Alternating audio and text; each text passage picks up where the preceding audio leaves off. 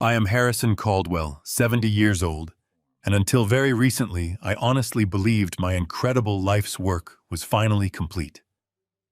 As the proud founder of a massive multinational logistics empire based right here in Chicago, I had spent the last 40 years relentlessly sacrificing absolutely everything to ensure my family's untouchable legacy.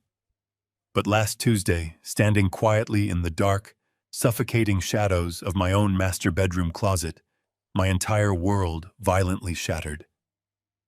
I silently watched my son Trent and his wife, calmly calculating the exact agonizing timeline of my impending death. They were eagerly discussing the $25 million corporate insurance payout they would receive the very moment my heart finally stopped beating. Before I fully explain how I narrowly escaped their sinister chemical trap and executed my total revenge, let me know exactly where you are watching this story from in the comments below.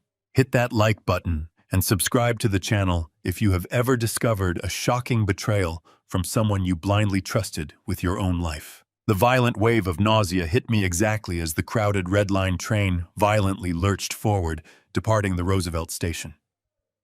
It was not a gentle, subtle sickness. It was a brutal, physically paralyzing agony that felt like shattered glass, aggressively grinding its way through my internal organs.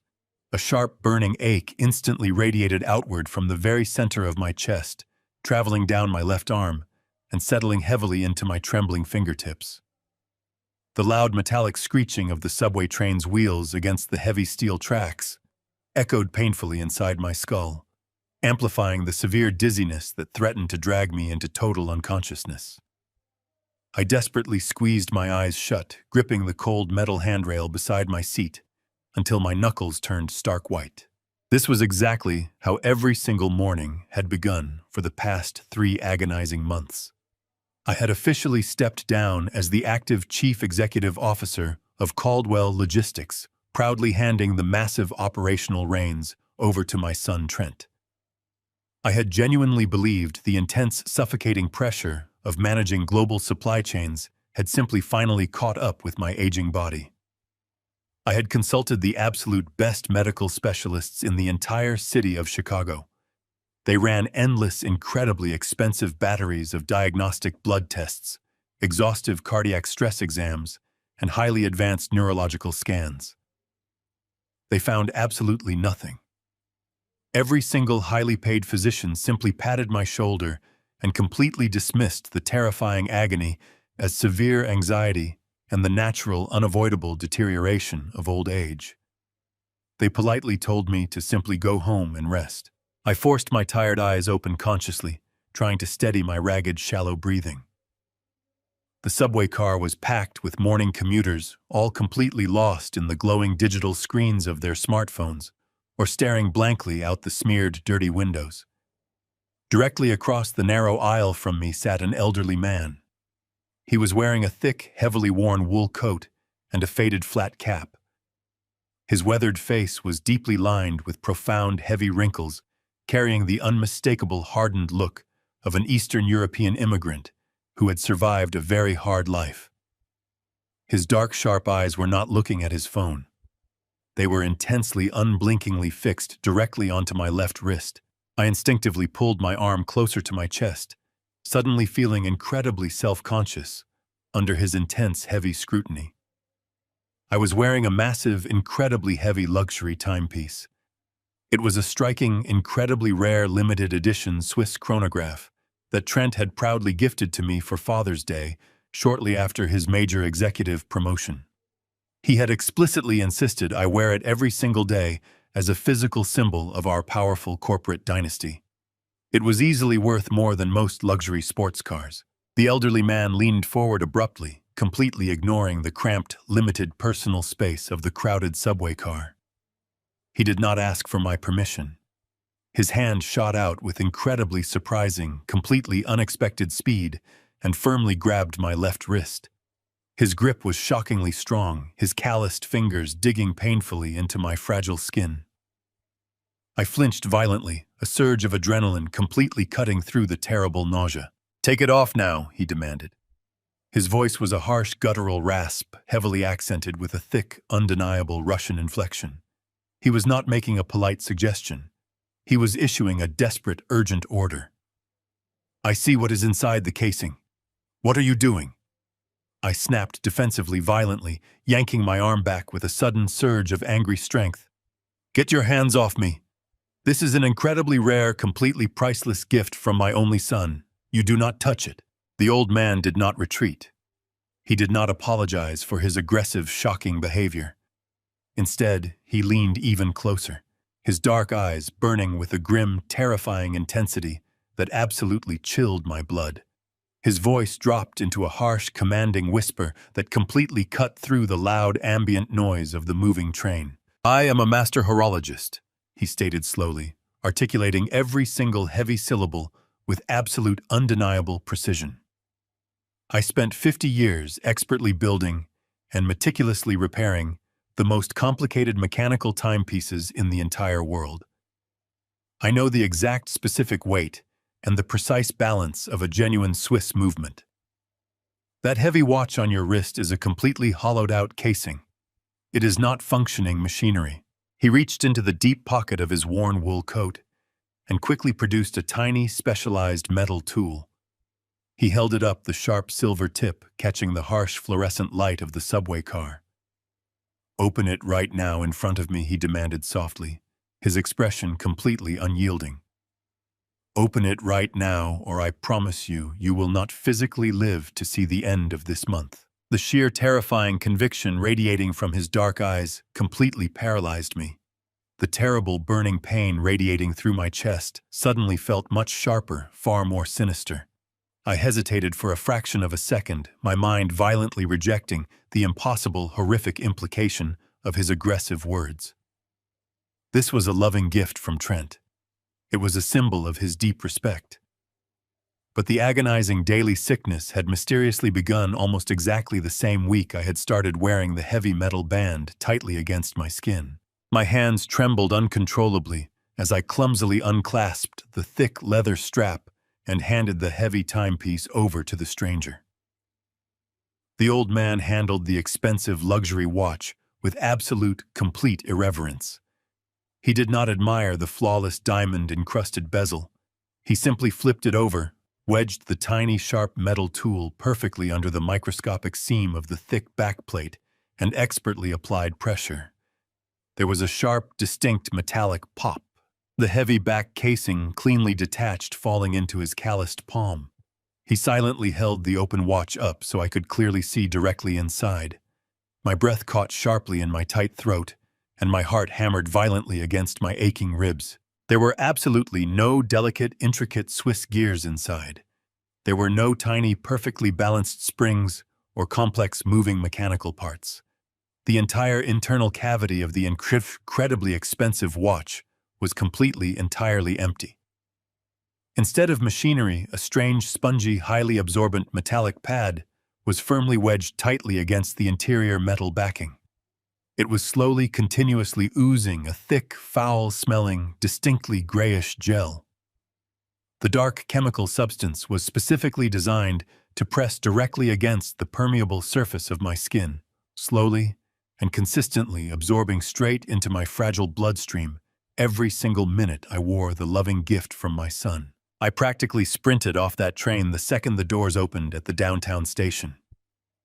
The freezing Chicago wind whipped across my face as I climbed the concrete stairs to the street level, but I barely felt the cold. The heavy throbbing nausea that had plagued me all morning was entirely swallowed by a blinding, white-hot adrenaline. I bypassed the hospital completely. I did not need a doctor right now. I needed the truth, and I knew exactly where to find it. I marched down the busy sidewalk, clutching the gutted metallic shell of the watch in my coat pocket.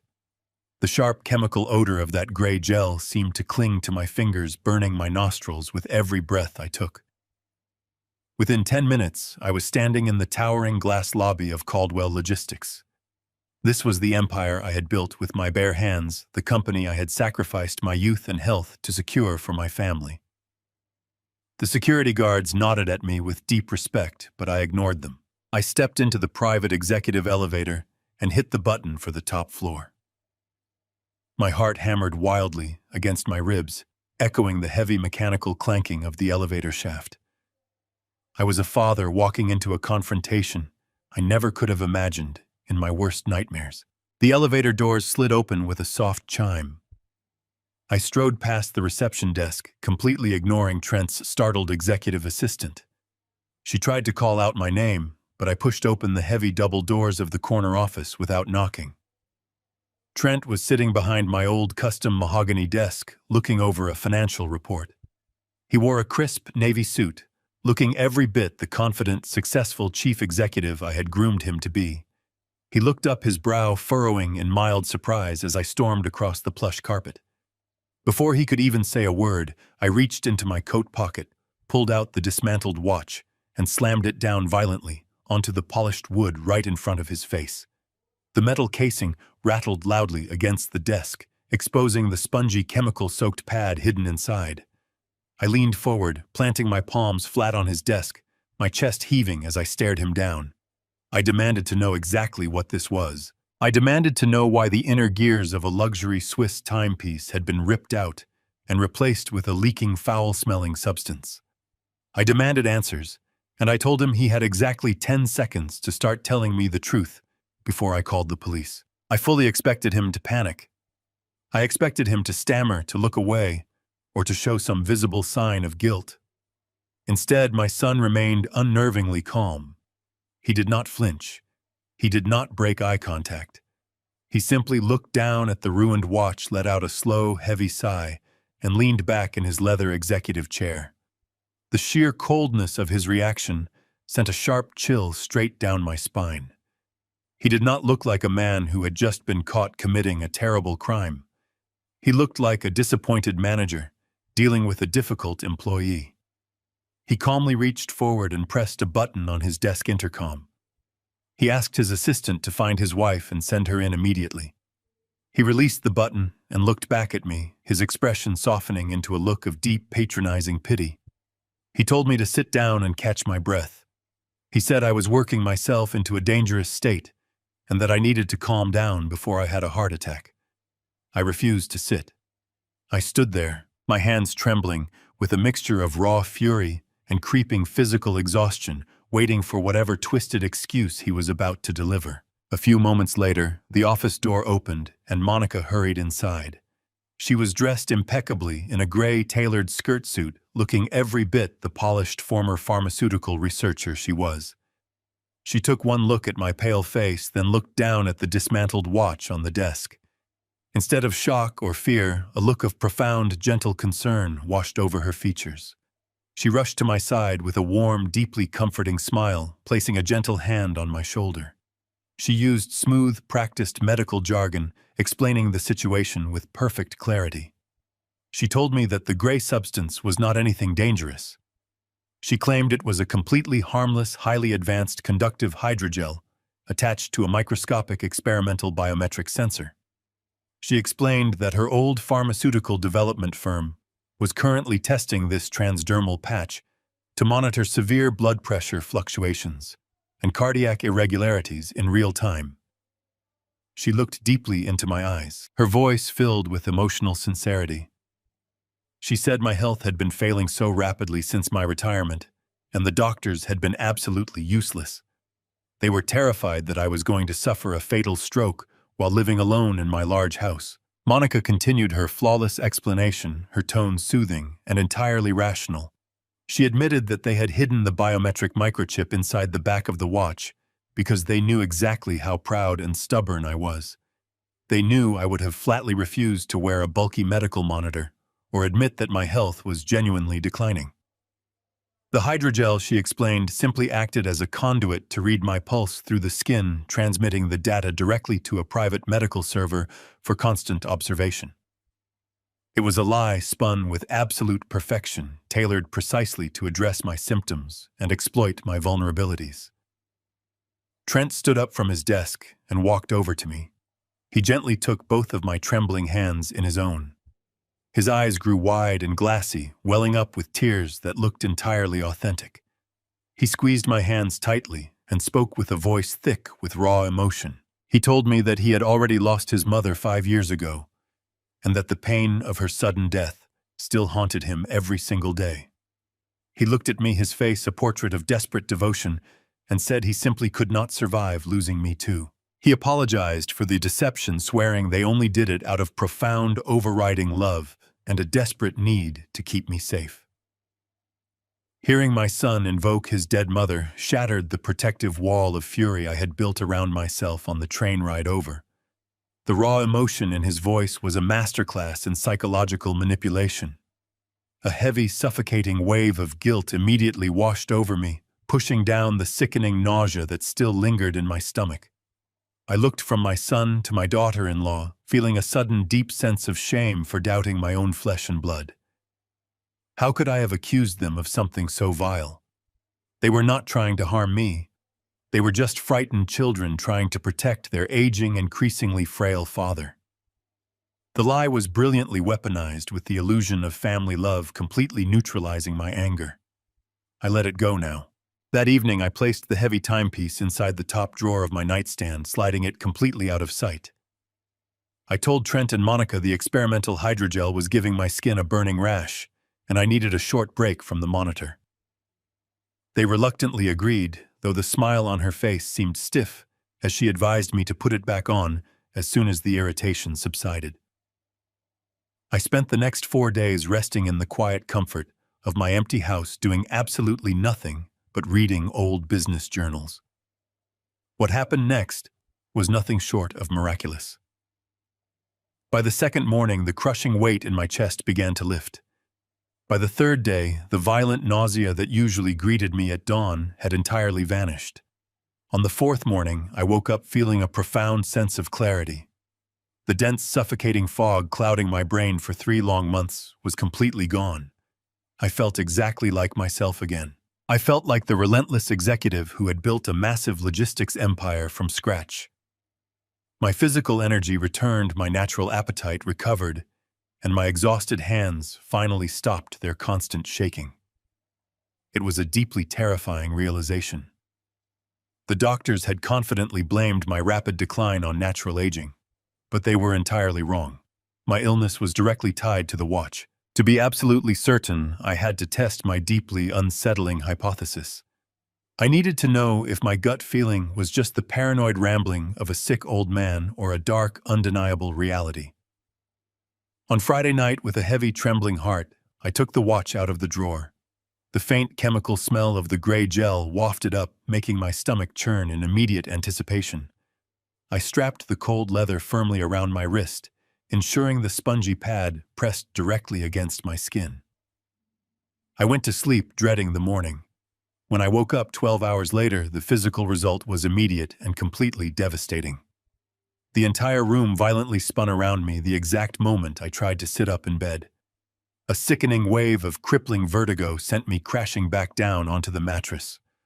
My chest pulled so tight it felt like a heavy steel vise was slowly crushing my lungs, and a bitter, highly acidic taste flooded the back of my throat. The physical agony had returned with a terrifying vengeance, completely validating my absolute worst fears. The biometric sensor story was a meticulously crafted lie. I ripped the watch off my wrist, throwing it across the dark room. I lay there desperately gasping for air, my heart hammering furiously against my ribs, realizing that my own flesh and blood was somehow directly responsible for this ongoing torment. I decided to keep my horrific discovery a secret. I needed to watch them closely to see the truth hiding behind their smiles. The perfect opportunity arrived the very next evening during our traditional Sunday family dinner. Trent and Monica came over to my house bringing a freshly roasted chicken and an expensive bottle of imported red wine.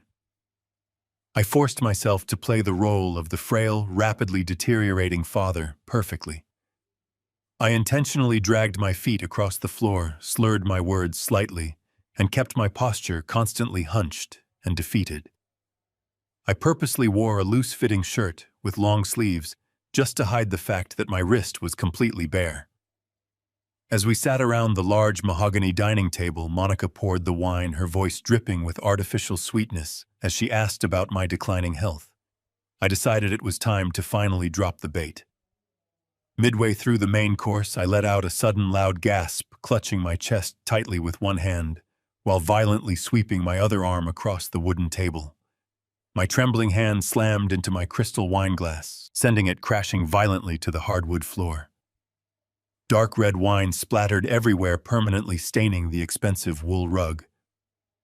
I slumped heavily forward in my dining chair, groaning loudly, pretending to be overcome by a severe, blinding dizzy spell. I kept my eyes half closed carefully, watching their instant reaction through my eyelashes. A normal, loving son would have immediately jumped up in absolute panic. A caring daughter-in-law would have rushed to my side or frantically called for an ambulance. But they did neither. Instead of showing genuine fear, I caught a fleeting, microscopic expression perfectly displayed on her face. She did not gasp in shock. She did not reach out to help me. She simply shot Trent a cold, incredibly impatient glare. She let out a sharp sigh of profound annoyance, then slowly turned her wrist to casually check the time on her own watch. It was the distinct look of a bored woman who was tired of waiting for a late train to arrive. Trent remained firmly seated, staring at me with a blank, calculating emptiness. The lack of human empathy in that completely silent exchange chilled my cold, aging soul far more than the physical pain ever could. They eventually helped me safely back to the living room sofa. The carefully constructed mask had slipped just enough for me to clearly see the ruthless monsters hiding underneath. I spent a sleepless night staring at the ceiling, my mind racing through every interaction, every signed contract, and every business decision I had made since handing over the company. The next morning, the true depth of their agenda arrived at my front door. At exactly 9 o'clock, the heavy front doorbell rang loudly. I shuffled slowly to the entrance, still perfectly playing the role of a weakened old man. Trent stood on my porch, but he was not alone. Standing next to him was a lawyer named Thomas Bradley. I had never met the man, but I recognized the briefcase and the confident smile immediately. Trent pushed his way into my foyer, guiding the lawyer directly into my living room without asking for my permission. They spread a massive stack of legal documents across my coffee table. Trent turned directly to me, his voice adopting a patronizing, falsely gentle tone. "Dad, we really need to talk about your fragile future," he said smoothly. "Your cognitive decline is getting noticeably worse every single day. The terrifying incident at dinner last night proved that you are rapidly becoming a dangerous liability to yourself. You are losing your mind. Dad and I need to legally step in to completely protect our family trust while you rest and recover." The lawyer Thomas Bradley loudly clicked his pen and tapped the towering stack of crisp white papers. "This is a comprehensive financial and medical power of attorney," the lawyer explained in a highly practiced, completely emotionless voice. "It transfers all executive decision-making, banking access, and medical directives directly to your son. Sign this immediately, Mr. Caldwell, and let Trent shoulder the heavy burden of your estate." The incredibly aggressive, highly orchestrated push to completely strip away my remaining assets and firmly strip me of my legal autonomy set off a deafening, terrifying chorus of alarm bells deep in my mind. They were closing the net. The heavy gold pen hovered just inches from my face. Thomas Bradley held it out with a practiced, predatory smile, his perfectly tailored suit practically screaming of expensive billable hours. Next to him, my son Trent leaned over the mahogany coffee table, lightly tapping the signature line on the thick stack of legal documents. "Come on, Dad." Trent murmured, his voice dripping with an artificial, syrupy sweetness that made my skin crawl. "It is just a simple signature. It will take 10 seconds, and then you can finally rest without worrying about the company, the bank accounts, or the medical bills. I will handle absolutely everything for you, I promise." I sat frozen on my own living room sofa, my heart hammering a frantic, terrifying rhythm against my ribcage. The sheer audacity of their ambush was breathtaking. They had boxed me into a corner both physically and psychologically, positioning themselves between me and the hallway. The thick stack of papers rested dangerously close to a large, steaming mug of black coffee I had poured for myself just moments before they arrived. I stared down at the crisp white pages, my mind racing at 1,000,000 miles an hour.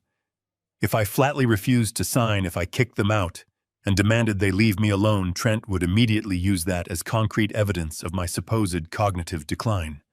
He would march straight to a judge, claim I was paranoid and combative, and force a hostile conservatorship. I would be locked away in a facility before the week was over, and the thallium would be replaced by whatever chemical cocktail Monica decided to prescribe. I needed an exit strategy, and I needed it right this second. I realized with a cold, sharp clarity that the only way out of this trap was to play directly into their narrative. They wanted to believe I was a weak, rapidly deteriorating old man. I was going to give them a performance they would never forget. I let out a weak, ragged sigh, forcing my shoulders to slump heavily forward. I deliberately made my breathing sound shallow and labored. "You are right, Trent," I whispered, keeping my eyes cast downward in feigned defeat. "I am just so terribly tired lately. I cannot seem to focus my mind. Show me where you need my name." Trent exchanged a swift, triumphant look with the lawyer. The smug satisfaction radiating from my son was absolutely nauseating. Bradley stepped closer, eagerly pointing the heavy gold pen toward the dotted line. "Right here, Mr. Caldwell," Bradley said smoothly. "Just press firmly." I reached out my right hand, but I did not take the pen. Instead, I channeled every ounce of energy in my body into generating a sudden, violent tremor. My fingers began to shake wildly, vibrating with aggressive, uncontrollable spasms. I let out a frightened, confused gasp, deliberately sweeping my trembling arm directly across the surface of the coffee table. My heavy forearm slammed forcefully into the side of the ceramic mug. The scalding hot black coffee launched into the air like a dark, destructive wave. It crashed directly onto the center of the legal documents, instantly soaking through the pristine white pages. The dark liquid pooled rapidly, dissolving the black ink and ruining the meticulously prepared power of attorney in a matter of seconds. I let out a loud theatrical cry of dismay, clutching my shaking hand to my chest, pretending to be utterly terrified by my own sudden lack of physical control. What followed was the most revealing, horrifying moment of my entire life. For one fraction of a second, the carefully constructed mask of the loving, concerned son completely shattered. Trent leaped back to avoid the splashing coffee, and the expression that contorted his face was one of pure, unadulterated hatred. His eyes narrowed into dark, venomous slits, and his upper lip curled into a sneer of absolute disgust. He looked at me not as a father, but as a repulsive, inconvenient insect that he desperately wanted to crush beneath his heel. "For Christ's sake, you clumsy old fool, Trent," hissed the words escaping his mouth with a violent, venomous intensity. The silence that followed was deafening. The air in the living room seemed to freeze solid. Trent instantly realized his fatal mistake. He blinked rapidly, physically, shaking his head as if trying to reset his character. Within the span of a single heartbeat, the vicious predator vanished, and the deeply concerned son miraculously reappeared. "Oh, Dad, I am so sorry." Trent stammered quickly, reaching out to grab a handful of napkins from a nearby side table. "I did not mean to snap at you. I am just stressed out from work. Are you burned? Did the hot coffee burn your skin?" I kept my head down, pretending to whimper in confusion, but my mind was crystal clear. I had seen the monster hiding behind his eyes. I had seen the absolute truth. Thomas Bradley let out a frustrated, highly unprofessional sigh as he stared down at the ruined coffee-soaked documents. "The pages are completely destroyed, Trent," the lawyer muttered, lifting a dripping, brown-stained sheet of paper with his fingertips. "We cannot submit these to the county clerk under any circumstances. We need a completely fresh set of signatures." Trent gritted his teeth, visibly struggling to maintain his calm, comforting facade. "It is okay," Thomas Trent said softly, though the muscles in his jaw were twitching furiously. "We will just head back to the downtown office and print a brand new batch of documents. We can come back tomorrow morning to finish this properly." He turned to me, placing a gentle, entirely fake hand on my shoulder. "You just rest today, Dad. We will handle this tomorrow when your hands are feeling a bit more steady. Do not worry about a single thing. I nodded weakly, burying my face in my hands, playing the role of a humiliated broken man to absolute perfection. I listened closely to the sound of their leather shoes retreating across the hardwood floor. I heard the heavy front door open and eventually click shut. I waited exactly 30 seconds in absolute breathless silence. Then I slowly stood up from the sofa. The manufactured weakness instantly drained from my muscles. My hands were no longer shaking. My posture straightened, and I walked purposefully across the living room to the front entrance. I engaged the heavy brass deadbolt, sliding it into place with a loud, satisfying metallic clunk. I turned around and stared at the empty, quiet house. The deep gut feeling had evolved into a terrifying certainty. I was being actively hunted in my own home. The people I loved were conspiring to end my life. I had no allies left within my family. I was entirely alone, completely isolated on an island of their making. But they had forgotten who I truly was. I was no longer a victim waiting to die. This absolute betrayal forced me to finally rely on my old, incredibly ruthless business instincts to survive their vicious and highly orchestrated corporate execution. The war for my empire had now officially begun, and I would win. I waited until the sound of Trent's car completely faded down the street before I moved from the front door. The silence of my house felt suffocating, but I knew I did not have the luxury of sitting around to process the betrayal. I needed undeniable proof of what was inside that watch. My first instinct was to drive straight to the premier research hospital in downtown Chicago, where I had been treated for the past 3 months. But I quickly stopped myself. Monica was a former pharmaceutical researcher with extensive connections throughout the city's medical district. If I walked into a major hospital claiming I was being poisoned, there was a high probability someone in the network would immediately alert her. She could intercept the lab results or manipulate the attending physicians into dismissing my claims as severe dementia. I could not risk it.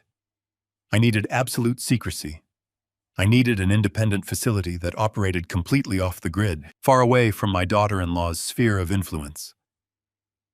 I went to my closet and pulled out a small lockbox where I kept emergency cash. I stuffed several thick stacks of $100 bills into my coat pocket. I bypassed my usual luxury sedan and took the keys to an old, unassuming pickup truck I kept in the garage for gardening supplies. I backed out of the driveway and headed toward the outer suburbs of Chicago, taking the back roads to avoid traffic cameras and toll booths. The drive took just over an hour, the bleak winter landscape flashing past my window as my mind raced with dark, terrifying thoughts. I finally pulled into the parking lot of a sterile, unmarked concrete building tucked away in a quiet industrial park. This was a private forensic toxicology laboratory, a facility primarily used by independent investigators and private defense attorneys who needed discreet, unquestionable chemical analysis. It was exactly what I needed. I parked the truck in the very back corner of the lot and pulled my coat collar up high against the freezing wind. I walked through the heavy glass doors into a stark, brightly lit reception area that smelled faintly of antiseptic and bleached floors. There were no comfortable waiting room chairs or friendly receptionists. A thick pane of bulletproof glass separated the front desk from the main laboratory area. A tall, serious-looking technician in a white lab coat stepped up to the glass partition, eyeing me with mild suspicion. I did not offer my real name or my corporate title. I simply slid the gutted watch across the stainless steel counter, placing it right next to a small, sterilized vial of my own blood that I had carefully extracted in my bathroom earlier that morning. I need a comprehensive, expedited chemical analysis of the substance inside this watch casing, I said, keeping my voice low and steady. And I need a full toxicology screen run on the blood sample to see if that exact substance is currently present in my system. The technician frowned, looking at the strange metallic pad wedged into the back of the luxury timepiece. He asked for my identification and insurance information to start the intake paperwork. I shook my head firmly and pulled the thick stacks of $100 bills from my coat pocket. I am paying entirely in cash, I told him, sliding the money across the cold counter. I do not want any digital records, no insurance claims, and no names attached to this test. I just need the absolute truth about what is inside that metal casing. The technician looked at the cash, then back up at my pale, sweating face. He seemed to recognize the sheer desperation in my eyes, silently nodding as he scooped up the money and the evidence. He carried the watch over to a stainless steel workbench in the main laboratory and placed it carefully under a high-powered digital forensic microscope. I watched through the thick glass partition as he leaned in to examine the gray, foul-smelling gel that had been pressing against my skin for 3 agonizing months. The technician stared through the lenses for only a few seconds before his entire posture suddenly stiffened. He quickly pulled back from the eyepiece, his eyes wide with genuine alarm. Without saying a single word, he immediately turned around and grabbed a heavy pair of thick blue hazardous material gloves from a nearby dispenser. He snapped them onto his hands with practiced urgency and carefully placed my watch into a transparent, hermetically sealed biohazard containment bag. My heart began to hammer a frantic rhythm against my ribs as he walked back over to the glass partition. His previous professional detachment was completely gone, replaced by a deep, unsettling gravity. I need 48 hours to run this through the mass spectrometer to give you an exact, undeniable molecular breakdown, he said, his voice dropping to a grim whisper. But based on the crystalline structure and the distinct corrosive reaction on the metal casing, I can tell you right now that this is not a medical device. Whatever this is, it is highly volatile and extremely dangerous. Do not put this near your skin again. If you have been wearing this for an extended period, you are incredibly lucky to still be standing here. A cold, suffocating dread washed over me. I thanked him, took the claim ticket, and walked out of the laboratory on trembling legs. The winter wind hit my face, but I felt absolutely numb. The gut feeling was no longer just a dark suspicion. It was a terrifying, scientifically validated reality. I sat down in the cold cabin of the pickup truck for a long time, gripping the steering wheel until my knuckles turned completely white. My own son and his wife had engineered a slow, excruciatingly painful execution. They had smiled, poured my wine, and pretended to care while poisoning me for financial gain. The urge to drive straight to the police station and demand their arrest was overwhelming, but I knew I could not do that yet. I did not have the official mass spectrometer results. If I tipped my hand too early, Trent would use his immense corporate resources to bury the evidence and destroy my credibility. I had to be the ruthless, calculating businessman I used to be. I started the engine and began the long, agonizing drive back to my house. I knew exactly what I had to do. I had to return to my home and continue to play the dying, oblivious, pathetic father. I had to swallow my absolute rage and smile at the people trying to murder me to avoid arousing any of Trent's suspicions. I pulled into my driveway as the sun began to rapidly set. I walked through the front door, intentionally dragging my feet and slumping my shoulders to project utter weakness. As I stepped into the hallway, I heard Monica's voice coming from my kitchen. I took a deep breath, buried the searing fury deep inside my chest, and completely prepared to act like a man who had absolutely no idea he was fighting for his very life. I walked into the kitchen, my hands shoved deep into my pockets to hide their intense trembling. Monica was standing right by the marble island, casually pouring a glass of filtered water, as if she owned the place. She turned and flashed that deeply artificial smile, telling me she had used her spare key to drop off fresh groceries because she was so profoundly worried about my frail condition. I nodded weakly, thanking her for her supposed kindness. I complained of a blinding migraine shuffling past her toward the staircase, desperate to get her out before I lost my temper. She lingered for only a few agonizing minutes before finally leaving, the heavy front door clicking shut behind her. The second her luxury car pulled out of the driveway, I rushed to my private study and locked the solid oak door. I knew I had a very narrow, rapidly closing window of time. If they were actively planning to end my life, I needed absolute undeniable surveillance of my own home to catch them in the act. I pulled out my secure burner phone and dialed a number I had not used in over 2 decades. I called Sarah Jenkins. 20 years ago, Sarah was the absolute best corporate espionage security contractor in the entire Midwest. Whenever a rival logistics firm tried to steal my supply chain secrets or plant listening devices, Sarah was the phantom I hired to aggressively turn the tables. She was ruthless, brilliant, and operated entirely in the shadows. Her voice was just as crisp and guarded as I remembered. I did not waste any time with pleasantries or polite catch-ups. I told her I was in a desperate, horrifying situation, that my life was in active danger from my own family members, and that I needed comprehensive, completely undetectable surveillance installed in my personal residence immediately.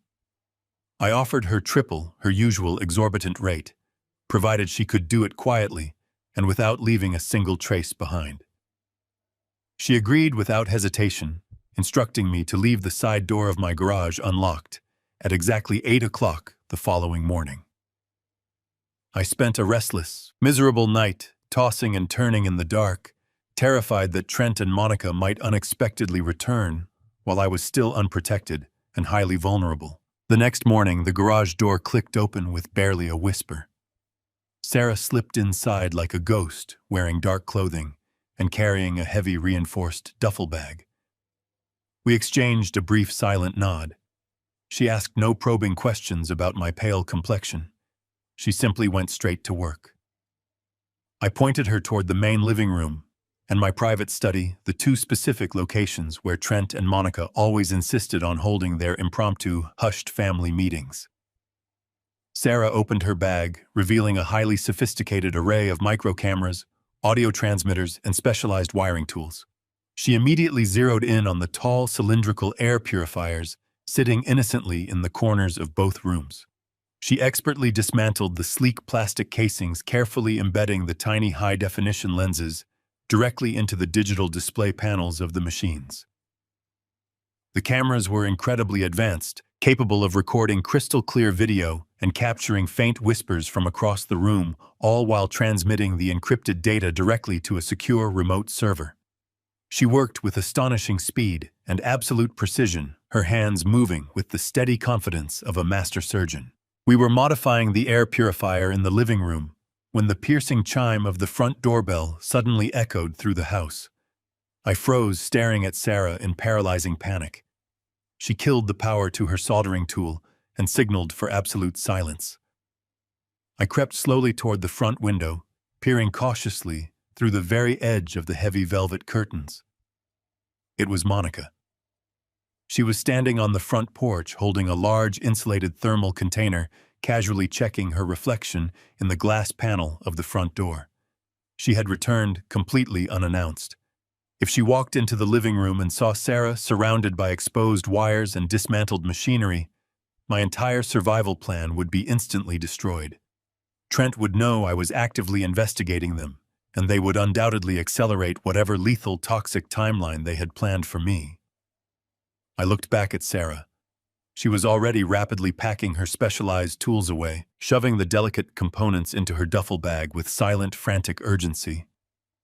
I knew I had to boldly intercept Monica and buy Sarah enough time to escape.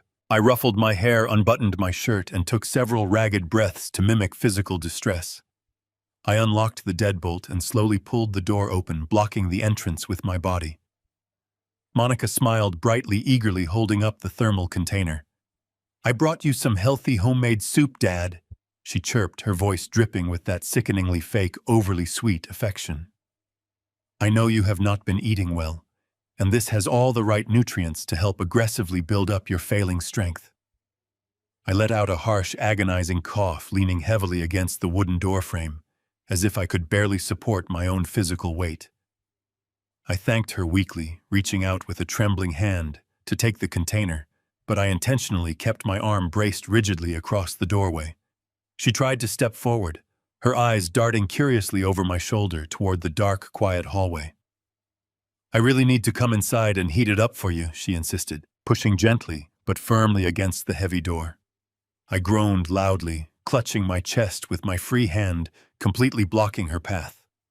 I told her I was incredibly tired, that I had a terrible blinding fever, and that I just desperately needed to lie down alone in the dark. She frowned, clearly frustrated by my unexpected resistance. I could clearly see the cold, ruthless calculation flashing in her eyes as she tried to accurately assess whether I was truly sick or actively hiding something from her. Behind me, hidden deep in the shadows of the house, I heard the faint, almost imperceptible sliding of the back window being carefully pushed open. Sarah was making her desperate escape. I coughed again, much louder this time, doubling over and resting my sweaty forehead against the cool doorframe. "Please, Monica." I wheezed, projecting pure, pathetic vulnerability to distract her. "Just leave the soup with me. I cannot handle any bright lights or loud conversation right now." She stared at me for a long, agonizing moment, her jaw tightening visibly with suppressed, furious irritation. Finally, she let out a dramatic, overblown sigh of feigned sympathy. She aggressively thrust the container into my trembling hands. "You really do look awful, Harrison," she murmured coldly, completely dropping the affectionate title of Dad she loved to use. "Eat the soup. It is exactly what you need to finally rest." She turned on her heel and marched swiftly down the concrete driveway without looking back. I closed the door and locked it tightly, leaning my heavy back against the solid wood as a cold sweat drenched me entirely. I locked the door tightly, leaning my back against the solid wood as cold sweat drenched me. I stayed there for several minutes, listening to the profound silence of the house. The thermal container in my hands felt like a bomb waiting to detonate. I carried it to the kitchen and poured the thick liquid straight down the garbage disposal. I washed the container with scalding water, making sure no trace of the soup remained. As I dried my trembling hands, my secure burner phone vibrated softly in my pocket. It was an encrypted text message from Sarah. She was out, and the surveillance feeds were live. I breathed a sigh of relief. The first phase of my counterattack was securely in place, but surveillance alone was not enough to save me. I needed to understand the true motive behind their lethal timeline. To do that, I had to look at the money. I spent the remainder of the evening carefully setting the stage. I turned off the lights, leaving only a dim lamp in the hallway. I shuffled up the wooden stairs, making my footsteps drag, in case Monica had planted listening devices or instructed Trent to drive past. I went into my room, changed into pajamas, and climbed into the large bed. I left a small crack in the curtains so anyone watching from the street would assume I was bedridden and asleep. I lay perfectly still for 2 agonizing hours, staring at the dark ceiling, listening to the wind. When I was absolutely certain the neighborhood was dead, I silently slipped out from under the blankets. I crawled across the carpet to the far corner of my large closet, pulled back a loose baseboard, and retrieved a small, hidden digital tablet. I had secretly purchased this device months ago when my symptoms first began, hiding it out of a paranoid instinct I could not quite explain. Now it was my lifeline to the outside world. I sat cross-legged on the floor, pulling a heavy blanket over my head to mask the bright digital glow of the screen. I powered on the tablet and connected to a hidden encrypted cellular network. I navigated to the login portal for Caldwell Logistics. When I handed the chief executive title to Trent 18 months ago, I surrendered all my access keys, fobs, and passwords. I wanted him to feel the true weight of leadership. I wanted him to command the empire I had bled for 40 years to build. But I was not a fool. I had secretly embedded a backdoor administrative code directly into the architecture of the corporate servers. It was a master skeleton key that bypassed all standard security protocols, firewalls, and 2-factor authentication checkpoints. I never told Trent about it. I never told the board of directors. It was my ultimate fail-safe, a ghost protocol designed to monitor the health of my life's work. I typed the complex string into the terminal and pressed enter. The screen went black for a terrifying second before the familiar dashboard of the Caldwell Logistics Master Financial Database materialized. The sheer volume of data was overwhelming, but my instincts were razor-sharp. I bypassed the sanitized executive summaries and profit reports Trent presented to the board. Those were just polished fiction. I dove straight into the raw general ledgers. I needed to see the actual flow of capital. The moment I opened the operational expense accounts, a massive financial black hole stared back at me. The numbers simply did not align with reality. Over 8 months, the company had hemorrhaged an astronomical amount of cash. I frantically scrolled through thousands of line items tracing the digital paper trail. Trent had systematically authorized dozens of massive recurring phantom invoices. These payments were supposedly for international freight consulting software integration and overseas customs expediting. But the vendor names were completely unfamiliar. I ran a background trace on 3 of the largest recipients. They were empty shell companies registered to vacant post office boxes in offshore tax havens. Trent was not just mismanaging the company, he was actively embezzling millions of dollars. The sheer scale of the theft was breathtaking, but it did not explain his terrifying desperation to secure my power of attorney that morning. If he was already stealing millions undetected, why did he need total legal control over my personal estate? The answer hit me like a physical blow to the stomach. The embezzled cash was only the tip of a much darker iceberg. I backed out of the operational ledgers and forced my way into the secured asset portfolio. I opened the registry for our distribution warehouses scattered across the Midwest. These facilities were the beating heart of Caldwell Logistics. I had spent decades purchasing the land and constructing those buildings in cash, ensuring the company carried zero commercial debt. When the loading screen populated the asset data, the breath was knocked from my lungs. Every single warehouse had been secretly leveraged. Trent had taken out massive high-interest illicit loans against the total equity of our entire real estate portfolio. He had used the company's physical foundation as collateral for loans acquired from shady private equity groups known for ruthless lending tactics. I sat trembling in the suffocating darkness of my closet, the glowing screen illuminating the tears of pure rage streaming down my face. I rapidly calculated the staggering debt obligations against the vanishing cash reserves. The math was brutally clear. Trent had not just stolen from Caldwell Logistics. He had completely gutted it from the inside out. He had dug a financial grave so deep that recovery was impossible. The crushing weight of the high-interest loan payments was accelerating exponentially. I stared at the projected default dates, my heart shattering into 1,000 pieces. The logistics empire I had sacrificed my youth, my health, and my marriage to build was exactly 3 weeks away from complete bankruptcy. The entire grand illusion finally made perfect, terrifying sense to me. Trent did not just want my personal wealth. He desperately needed it to cover his tracks. The company was on the verge of total collapse, and when the predatory lenders came to collect their collateral, the massive offshore embezzlement would be hopelessly exposed. He would go to federal prison for several decades. He needed my power of attorney to quietly liquidate my stock portfolios, empty my personal trust funds, and sell this house to magically plug the massive holes in the corporate ledgers before the authorities noticed a single thing. And he needed me to die quickly, so I could never review the financial wreckage or testify against him. The thallium in the watch, the fake medical sensors, the aggressive push for total legal control, it was all part of a frantic cover-up.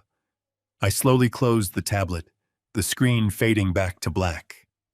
The sad, sick old man was now truly dead. I wiped the tears from my face and stood up in the dark. My son wanted to play a ruthless game of corporate survival. I was going to show him exactly how I had built an empire in the first place. The digital clock on my bedside table glowed a faint green in the suffocating darkness, reading exactly 2 o'clock in the morning.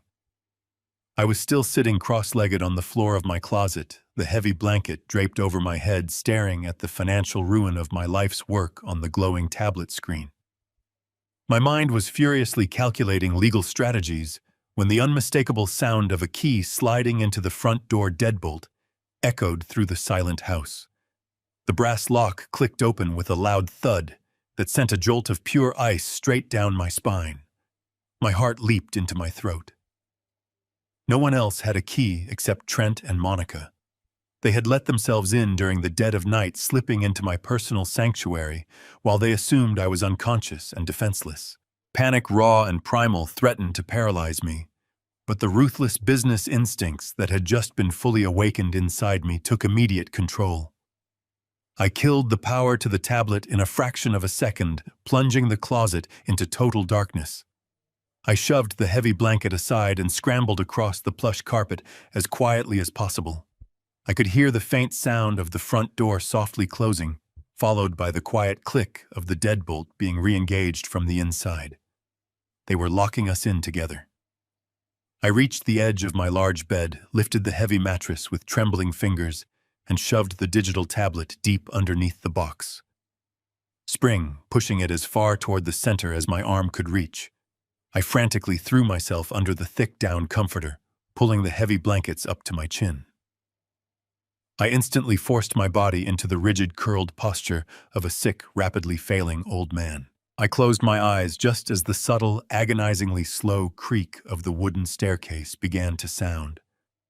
Someone was creeping up the steps, placing their weight carefully to avoid making too much noise. Every single footstep felt like a physical blow to my chest. The adrenaline surging through my veins was absolutely deafening, roaring in my ears like a rushing river. I had to consciously force my breathing to slow down, mimicking the shallow, slightly labored rhythm of a deeply comatose, heavily medicated patient. I let my mouth hang slightly open and relaxed the muscles in my face, completely surrendering to the physical illusion of vulnerability. The footsteps reached the second-floor landing. I heard the soft rustle of expensive fabric and the faint, familiar scent of Monica's imported floral perfume drifting into my bedroom. The brass handle of my bedroom door turned with an excruciatingly slow squeak. A thin sliver of pale yellow light from the hallway spilled across the dark carpet, slowly widening as the door was pushed open. I kept my eyes completely shut, my eyelids relaxed, but my other senses were operating at maximum capacity. Two distinct sets of footsteps entered the room. They moved with a predatory, silent grace, gliding across the floor until they were standing mere inches from the edge of my mattress. I could feel their presence looming over me, a dark, suffocating energy radiating in the cold air. "Is he actually asleep?" Trent whispered, his voice so incredibly low and close that I could feel the faint vibration of his breath against the stagnant air of the room. "He is completely out cold," Monica replied, her tone clinical, detached, and utterly devoid of human empathy. I severely doubled the dosage of the muscle relaxants in his evening tea before we left earlier today. His central nervous system is currently so suppressed he would not wake up if we fired a gun in this room. Just focus on finding the documents. We have an incredibly narrow window before the bank opens tomorrow morning. I felt the mattress shift ever so slightly as Trent leaned over me. The proximity was physically nauseating. Every fiber of my being screamed at me to open my eyes, to grab him by the throat, to demand answers for the devastating financial destruction he had caused. My fists clenched involuntarily beneath the heavy blankets, my fingernails biting painfully deep into my palms. I forced myself to release the tension, to keep my hands completely limp, to maintain the flawless performance of a dying man. I slowed my breathing even further, letting out a soft, ragged snore to reinforce the deeply tragic illusion. I heard the soft metallic sliding of the top drawer of my wooden nightstand being carefully pulled open. They were searching right next to my head. The quiet rustling of papers and the shifting of small objects echoed loudly in the tense silence of the room. Trent was desperately looking for my personal checkbooks, my physical banking tokens, and the small leather journal where I foolishly kept my private passwords written down. He was looking for the final keys to drain my personal estate, the last desperate life raft to plug the massive bleeding hole he had created in the corporate logistics ledgers. "I cannot find the master password journal anywhere," Trent hissed in a frustrated, frantic whisper. "It is supposed to be right here in the top drawer. I saw him put it here last week. Where did the crazy old fool hide it?" "Just keep looking," Monica commanded smoothly. "Check the bottom drawer. Check beneath the bedside lamp. We absolutely need those specific routing numbers to initiate the massive offshore wire transfers tomorrow afternoon. If we do not successfully liquidate his personal trust funds by the end of the day, those predatory equity lenders will immediately seize the commercial warehouses. The entire corporate facade will instantly collapse, Trent. You need to find those account numbers right now. He is deteriorating so fast it is pathetic, Trent muttered, the sound of a drawer clicking shut, punctuating his cruel words. Look at him, Monica. He is literally wasting away into nothing. It is the only logical solution, Trent, Monica replied, her voice dropping into a chilling, perfectly rational register. The thallium absorption is doing its job beautifully. The continuous transdermal exposure completely mimics natural accelerated neurodegenerative failure. The doctors at the hospital are already entirely convinced it is a rapid onset aggressive dementia combined with total organ shutdown. He will not last another week. By the time his heart finally gives out, the autopsy will simply confirm natural age-related cardiac arrest. We just need to legally secure his assets before he takes his very last breath. The absolute terrifying certainty of their lethal timeline washed over me like a bucket of freezing ice water. He will not last another week. They had given me a strict, unavoidable expiration date. They were standing over my supposedly comatose body, casually discussing my imminent murder, as if they were reviewing a mundane quarterly financial projection. The sheer, unadulterated evil of my own flesh and blood was a heavy, suffocating weight pressing down on my chest. I focused entirely on the rhythmic, slow rise and fall of my lungs, actively suppressing the violent urge to scream. I had to remain an absolute, completely invisible ghost in the dark. I waited in the dark after their footsteps retreated. I listened as the front door clicked shut, and Trent's engine faded into the silent night. Only then did I dare to open my eyes. The cold sweat on my skin felt like a shroud. I was alone again, but the silence of the house no longer felt like a sanctuary. It felt like a tomb they had already prepared for me. They had a timeline. I had less than 7 days before they expected my heart to give out. I climbed out of bed, my mind racing through the dark reality of my situation. I spent the night pacing my bedroom, running through every possible scenario, legal maneuver, and counterattack I could launch before my body succumbed to whatever toxin they had strapped to my wrist. I needed undeniable scientific proof. I needed the final piece of the puzzle to drop into place. That critical piece arrived exactly 2 days later. I was sitting in my locked study staring at old family photographs when the burner phone hidden in my drawer began to vibrate. The jarring buzz shattered the quiet tension in the room. I snatched the device, staring at the blocked caller identification on the screen. It was the private forensic toxicology laboratory in the suburbs. I took a deep breath and pressed the phone against my ear. The voice on the other end of the line belonged to the same technician I had met 48 hours earlier. His tone was strained, lacking any of the detached professional distance he had maintained during our initial encounter. He demanded that I confirm my identity using the random numerical code he had assigned to my cash transaction. I recited the numbers perfectly. I heard him let out a long, heavy sigh before he began to speak. He told me he had run the chemical sample through the mass spectrometer multiple times because he simply could not believe his initial results. The gray, foul-smelling gel hidden inside the metallic casing of the luxury timepiece was not an experimental biometric sensor. It was not a harmless conductive hydrogel designed to passively monitor cardiovascular fluctuations. It was a highly concentrated, lethally weaponized transdermal delivery system. The technician paused for a fraction of a second, his voice dropping to a grim whisper. The primary active ingredient suspended within the synthetic gel, he explained, was a heavy metal known as thallium. The harsh word hung in the cold air between us, heavy and incredibly final. I had briefly heard of it before, but the context was always tied to old espionage novels or historical assassinations. The technician proceeded to carefully break down the horrifying reality of the substance with clinical precision. Thallium, he told me, is historically referred to by toxicologists as the poisoner's poison. It is a highly toxic heavy metal that is completely tasteless, absolutely odorless, and incredibly difficult to detect in standard hospital blood screens unless the attending physician knows exactly what to look for.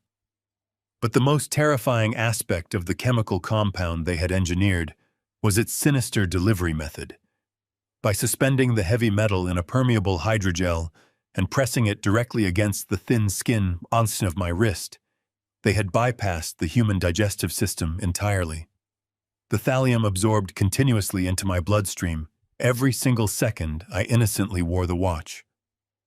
The technician explained that chronic low-dose thallium poisoning meticulously mimics the natural symptoms of age-related deterioration. It aggressively attacks the central nervous system, causing the exact type of peripheral neuropathy, violent tremors, and crippling physical exhaustion I had been experiencing. It severely ravages the gastrointestinal tract, producing the blinding nausea and intense vertigo that plagued my mornings. And ultimately, it systematically shuts down the major bodily organs, leading directly to an inevitable, seemingly natural cardiac arrest. The sheer diabolical brilliance of the murder plot was staggering. Ordinary criminals could never have successfully engineered something this chemically sophisticated. This specific method required highly specialized knowledge, unfettered access to restricted laboratory compounds, and a deep understanding of human physiology. It required a trained pharmaceutical researcher. It required Monica. She had maliciously used her medical background and professional connections to flawlessly synthesize the perfect, untraceable murder weapon. She had calculated the exact dosage required to bring a grown man to his knees without triggering a sudden acute toxicity alarm. She had designed the gel to silently break down my body at a highly controlled pace, giving Trent just enough time to panic me into signing over my financial estate before I died. The narrative they had smoothly spun for the doctors at the research hospital was a masterpiece of lethal misdirection. They had painted a tragically believable picture of an aging executive rapidly succumbing to natural dementia and organ failure, seamlessly hiding their dark, toxic sabotage behind a flawless facade of family concern. I ended the call with the forensic laboratory, my hand shaking so violently I nearly dropped the burner phone onto the hardwood floor. I walked heavily over to my desk and pulled open the deep bottom drawer. The gutted metallic shell of the luxury Swiss watch lay there in the deep shadows, looking like a harmless, discarded piece of jewelry. I stared down at it, a massive wave of profound sorrow washing over my soul. This was the incredibly expensive, beautifully wrapped gift my son had proudly handed to me on Father's Day. He had smiled warmly, hugged me tightly, and told me how much he loved me while strapping a sophisticated, slow-acting execution device directly onto my wrist. They were not just trying to steal my personal fortune. They were not just trying to push me out of the logistics empire I had spent decades building. My own son and my supposedly caring daughter-in-law were methodically, slowly murdering me in plain sight. Every single day I wore that beautiful symbol of supposed family devotion. I was actively participating in my own assassination. The agonizing, heartbreaking sadness burning in my chest was eclipsed by a rising tide of pure rage. They had underestimated the man they were dealing with. They had mistakenly confused my unconditional paternal love for foolishness and my physical illness for mental weakness. They actually believed I was simply a clueless, failing old man who would quietly fade into the dark and freely hand over the keys to his kingdom. But they had failed. They had confidently given me a fatal timeline, but they did not realize I had uncovered their exact hidden playbook. I knew exactly how they were quietly stealing millions from the logistics company, and I possessed undeniable scientific proof of their calculated attempted murder. I forcefully closed the heavy desk drawer and locked it with a click. I no longer had the emotional luxury of mourning the loyal son I thought I had raised. I desperately needed to prepare for absolute, uncompromising, total war. I would happily let them blindly believe they were completely winning. I would patiently let them walk right into this quiet house, eagerly expecting to plan a funeral. But they were soon going to face a very different, deeply terrifying reality. I waited until the house settled into silence before moving. My mind shifted into freezing clarity. I retrieved the digital tablet from beneath the floorboards. I needed to see what happened downstairs while I pretended to be comatose. I sat on my mattress, draped a comforter over my shoulders, and booted up the secure application. The encryption keys loaded flawlessly. Within seconds, the remote server connected. The dashboard displayed 2 active video feeds. I tapped the living room feed and rewound to 2:30 in the morning. The infrared video snapped into focus. The hidden camera angle provided a perfect, unobstructed view. I watched the screen as my son and daughter-in-law walked down the staircase and moved into the frame. They walked directly to my mahogany liquor cabinet. Trent grabbed a bottle of my rare, expensive vintage scotch. I watched in cold disgust as he poured 2 massive glasses, handing one to Monica, before collapsing onto my leather sofa. They sat drinking my prized scotch, looking like triumphant vultures. I turned the volume on the tablet all the way up. The highly sensitive audio transmitters picked up their voices with terrifying clarity. Trent took a long, desperate swallow of the liquor and leaned his head back. He looked exhausted, his face drawn and pale. He ran a shaking hand through his hair and let out a miserable sigh. "We are running out of time, Monica?" Trent whispered, his voice trembling with desperate panic. "The bank is going to notice the empty accounts by the end of the month. The commercial loans are already in default. The corporate cash reserves are completely gone. Every single operational dollar is gone." Monica took a slow, elegant sip of her drink. "You just need to keep your nerve, Trent," she replied, her tone smooth and cold.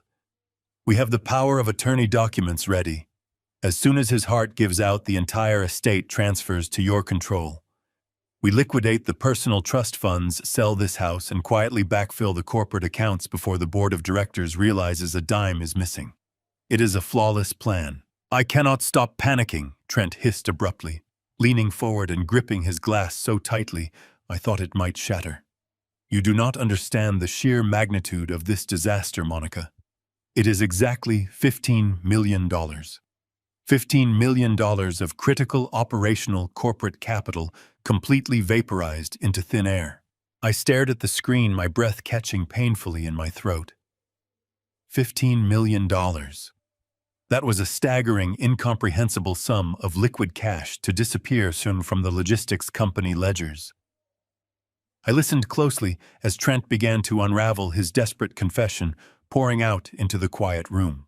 He admitted that he secretly wired the $15 million to a series of underground, unregulated cryptocurrency exchanges operating out of Eastern Europe. He convinced himself he was a financial genius, attempting to aggressively multiply the company assets in a matter of weeks to step out of my imposing shadow. But the digital markets violently crashed. His leveraged positions were liquidated overnight. The money was completely wiped out in an instant. But the horror did not stop there. Trent kept talking, his voice dropping an octave filled with unadulterated terror. He confessed that in a blind panic to recover the lost millions, he turned to illegal offshore gambling syndicates. He used the physical company warehouses as collateral to secure massive high-interest loans from incredibly dangerous underground lenders. He desperately bet the borrowed money on illegal sportsbooks, hoping for a miraculous windfall to save his life. He lost absolutely every single bet he placed. "They are not just bankers," Monica Trent pleaded, his voice breaking into a pathetic whine. "These lenders are tied directly to the mob. They do not care about corporate restructuring. They care about their money. They called me twice yesterday. They told me that if they do not receive the first massive installment by next Friday, they are going to send people to my office. They are going to physically break my legs, Monica. They will take the company, and then they will take our lives." I bled the entire logistics empire dry. I watched the video feed, a profound, chilling silence filling my bedroom. The sheer reality of my son's actions was staggering. He was not a ruthless corporate mastermind trying to orchestrate a hostile takeover. He was a weak, incredibly stupid boy who played a dangerous game with money he did not earn, and he lost spectacularly. He gambled away 40 years of blood, sweat, and sacrifice on imaginary digital coins and illegal sports bets. And when the violent consequences of his monumental stupidity arrived at his doorstep, his immediate solution was to slowly murder his father to pay off his mob debts. Monica slowly set her crystal glass down on the heavy coffee table. She reached out and firmly grasped Trent by the shoulders, forcing him to look directly into her dead eyes. "Listen to me very carefully," she commanded, her voice devoid of human warmth. "You are not going to lose your legs, and we are not going to lose our lifestyle. The old man is fading rapidly. The heavy metal toxicity is severely compounding every day. His central nervous system is collapsing, and his heart muscle is critically weakened. He will be dead by Wednesday, Thursday at the absolute latest. Once he is in the ground, his millions are ours. We pay off the syndicate, we fix the corporate ledgers, and we walk away clean. You just need to keep playing the grieving son for a few more days." Trent stared at her, tears of pathetic relief welling up in his eyes.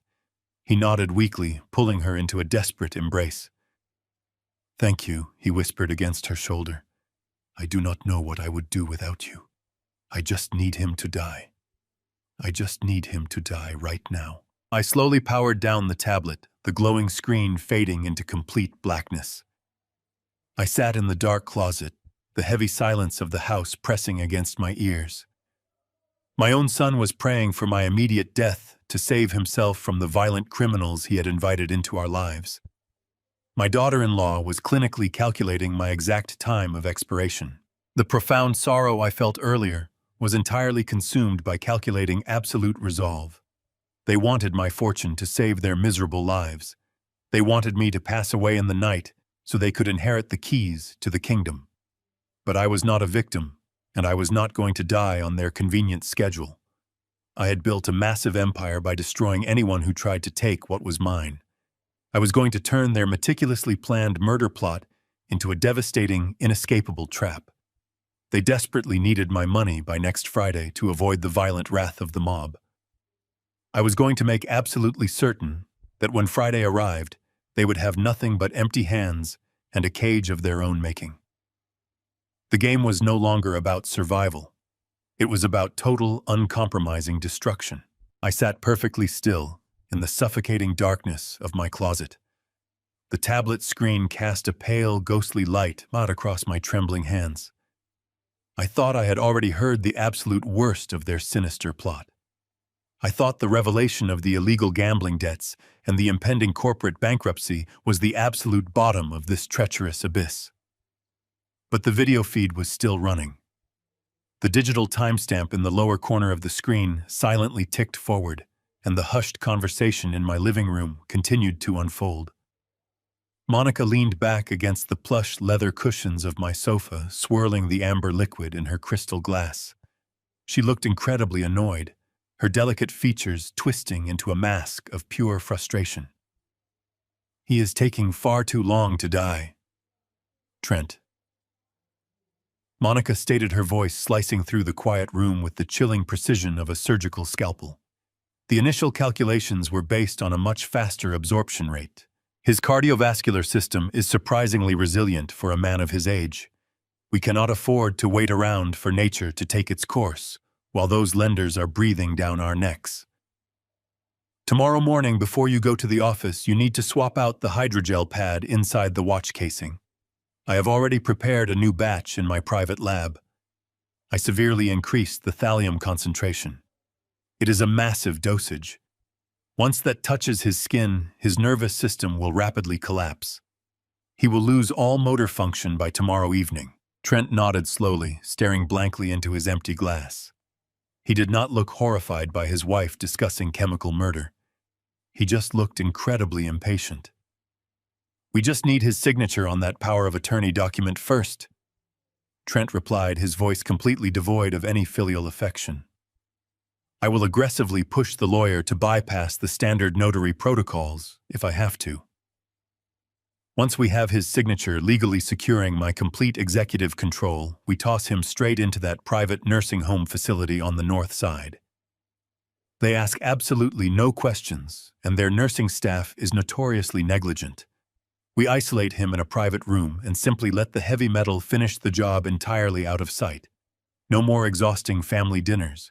No more playing the dutiful, concerned children. We just lock the heavy door and permanently walk away. Monica smiled, a thin, deeply predatory curve of her lips. And then the real financial payout finally triggers, she murmured smoothly. Exactly. Trent breathed out, his eyes suddenly lighting up with a greedy, feverish intensity.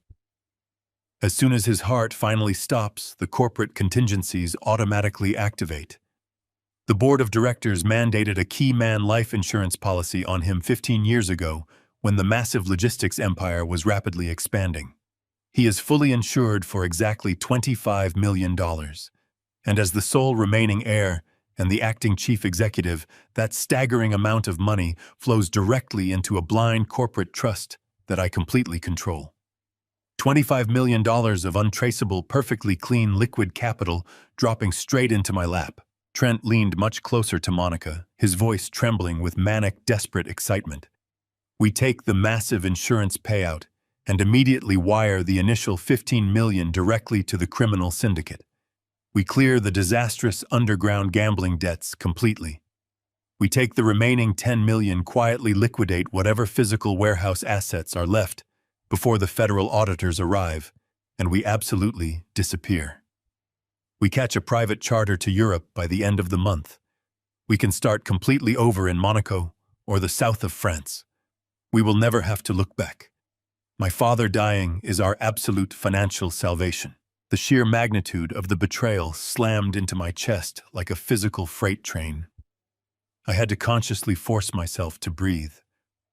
My lungs felt terribly tight, burning with the suffocating realization of my own true value to my only child. My life, my 40 years of relentless sacrifice, my unconditional love, it all boiled down to a $25 million insurance payout. I was not a beloved father to him. I was simply a highly lucrative corporate asset waiting to be violently liquidated. I was a walking, breathing lottery ticket that he was actively trying to safely cash in. I watched my son kiss his wife on my sofa, celebrating their impending wealth, completely intoxicated by the prospect of my imminent demise. They genuinely believed they had thought of absolutely everything. They had the perfect untraceable poison, the perfect financial motive, and the perfect international escape plan.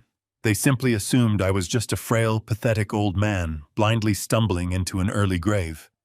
They arrogantly thought my entire legacy was theirs to freely pillage. I slowly reached out and tapped the digital screen, permanently terminating the live video feed. The sudden silence in the closet was absolutely deafening. I sat in the pitch-black darkness, a profound, terrifying calm suddenly settling over my exhausted mind. The burning rage that had previously consumed me completely evaporated instantly, replaced by a cold, calculating, and razor-sharp focus. I was a man who had successfully built a massive empire by completely outsmarting the most ruthless corporate sharks in the entire logistics industry. I knew exactly how to dismantle a hostile opponent piece by piece until they had absolutely nothing left to leverage. And Trent had just foolishly handed me his entire operational playbook. He desperately wanted the legal power of attorney.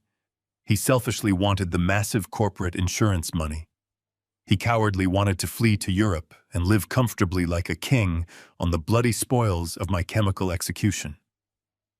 I was going to willingly let him believe his sinister plan was working absolutely perfectly.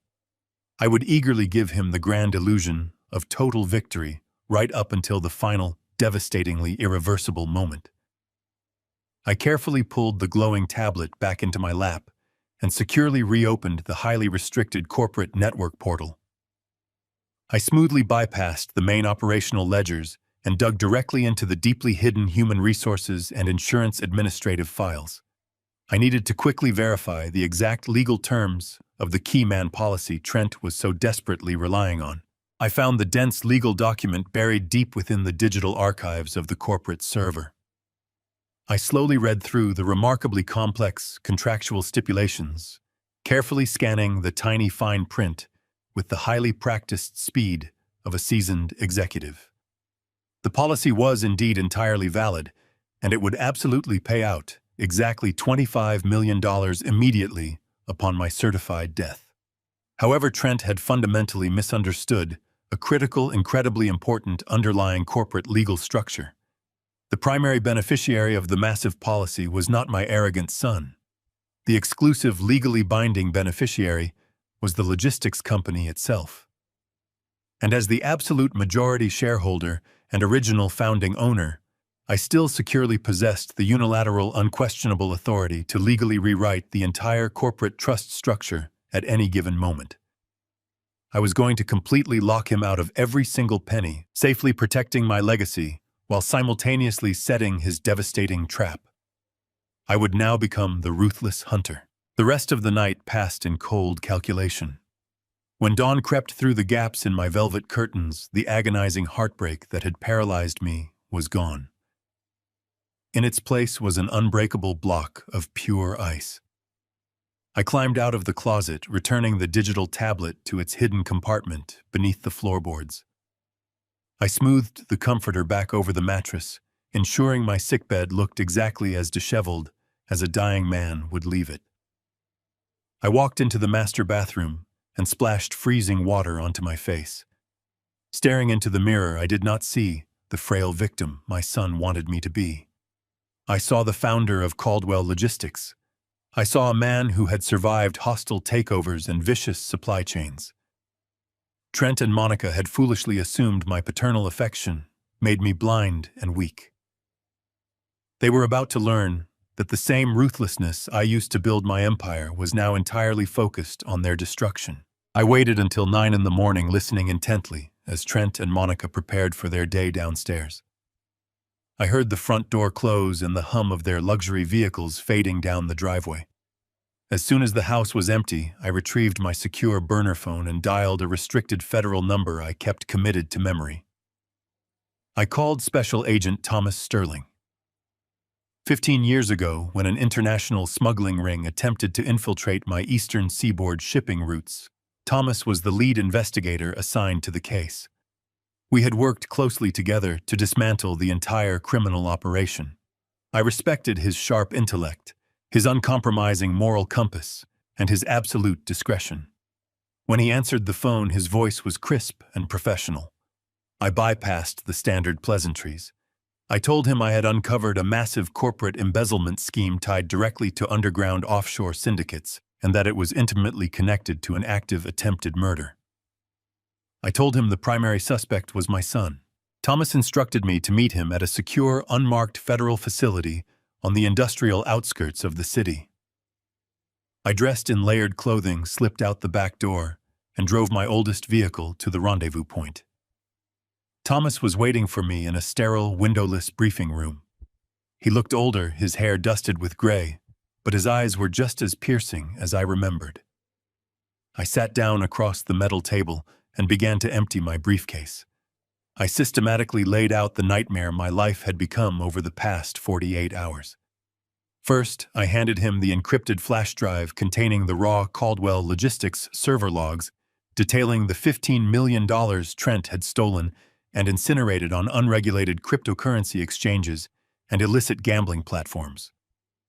Next, I placed the forensic toxicology report on the table outlining the weaponized thallium delivery system disguised as a biometric watchpad. Finally, I handed him a secondary drive containing the hidden camera footage of Trent and Monica, calculating the exact timeline of my chemical execution and their subsequent corporate insurance payout. Thomas sat in stunned silence as he reviewed the mountain of evidence. He read the toxicology report twice, his jaw tightening with disgust. He plugged the flash drives into a secure offline terminal and watched the living room footage. The sheer sociopathic cruelty radiating from Monica and the greedy desperation dripping from Trent filled the small room. When the video ended, Thomas slowly removed his reading glasses and rubbed the bridge of his nose. He looked at me with a mixture of professional shock and deep personal sympathy. "Harrison," he said, his voice quiet, "we have more than enough probable cause here to authorize a heavily armed tactical raid on your residence and the corporate headquarters this afternoon. We can have your son and your daughter-in-law in federal custody before the sun goes down. They will face decades behind bars for grand larceny, wire fraud, conspiracy, and attempted murder. We can easily end this terrible, exhausting nightmare for you right now and legally ensure they rot in a concrete cell for the rest of their miserable, empty lives. I stared into the federal agent's eyes, my expression unreadable. No, I replied, my voice steady and cold. I do not want an immediate, quiet arrest behind closed doors. I do not want them spirited away in the middle of the night. If we arrest them today, Trent will spin the narrative. He will play the victim. He will hire expensive lawyers and try to claim the mob forced his hand. He will try to preserve his unearned dignity. I leaned forward, resting my hands flat against the cold metal table.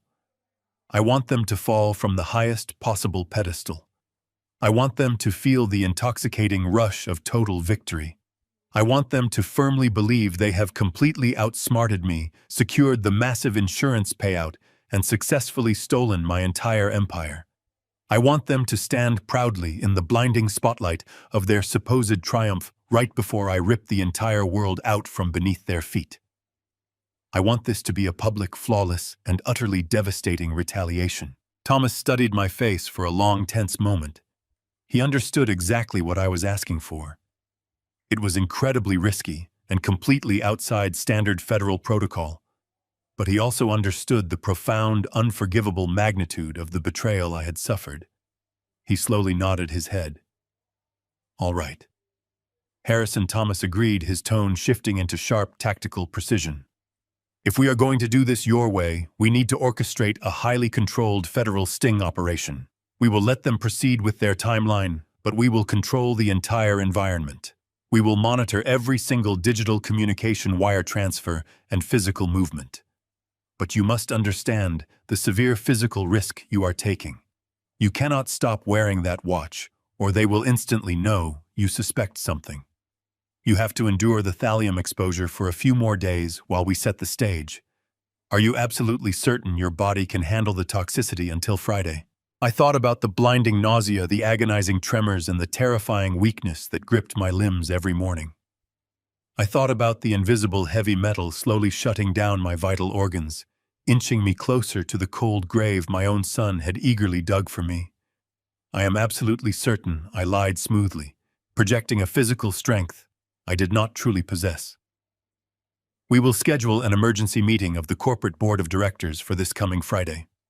Trent desperately needs me to publicly sign the power of attorney documents to appease the aggressive mob lenders and secure his illegitimate executive control. I will tell him I am finally ready to surrender the entire company and hand over my massive estate. We will let him gather the board, the corporate lawyers, and the major shareholders in the main executive boardroom. We will let him stand at the head of the table and claim his bloody crown. And then, right when he truly believes he has finally won absolutely everything, we will spring the trap and destroy him completely. I left the secure federal facility with a renewed sense of purpose burning in my chest. Special Agent Thomas Sterling walked me to the exit, his final words echoing in my mind as I stepped out into the crisp afternoon air. The drive back to my house felt distinctly different this time. The crushing weight of absolute betrayal was still present, but it was now firmly anchored by the cold certainty of inescapable justice. The federal sting operation was officially active. Undercover surveillance teams were already quietly tapping into the corporate network, meticulously monitoring Trent's frantic offshore wire attempts and silently watching the dangerous mob-connected lenders lurking in the shadows. My only remaining job was to flawlessly play the tragic dying king and expertly deliver my treacherous son directly into their waiting, fully prepared hands. I parked my vehicle in the dark driveway, walked slowly through the heavy front door, and immediately felt the sickening, debilitating physical toll of the thallium aggressively coursing through my fragile veins. My cold hands shook violently, and a massive wave of severe nausea aggressively forced me to grip the wooden hallway table for physical support. The toxic heavy metal was doing exactly what Monica ruthlessly intended it to do. I did not have to artificially pretend to be a physically broken, rapidly deteriorating man.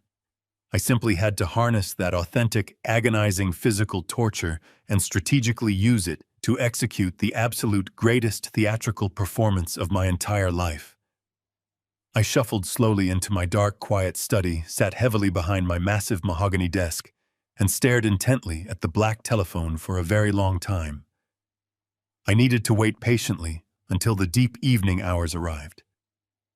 I needed Trent to feel the truly crushing, suffocating pressure of his impending violent mob deadline before I generously offered him his miraculous, life-saving salvation. I needed his desperate panic to completely override any lingering suspicious caution he might still harbor in his deceitful, arrogant mind. When the tall wooden grandfather clock in the hallway finally chimed 7 times, I slowly picked up the heavy receiver and directly dialed Trent's private personal line. He answered aggressively on the 3rd ring, his sharp voice incredibly tight, with barely suppressed, frantic anxiety. He barked a hostile greeting, clearly expecting another terrifying, threatening call from his violent, unforgiving, underground creditors. I took a very shallow, ragged breath deliberately, letting the genuine, painful exhaustion, deeply rooted in my lungs, carry my fragile voice into a highly pathetic, violently trembling whisper. Trent. I rasped carefully, making absolutely sure my slurred words sounded incredibly weak and utterly thick with total crushing defeat.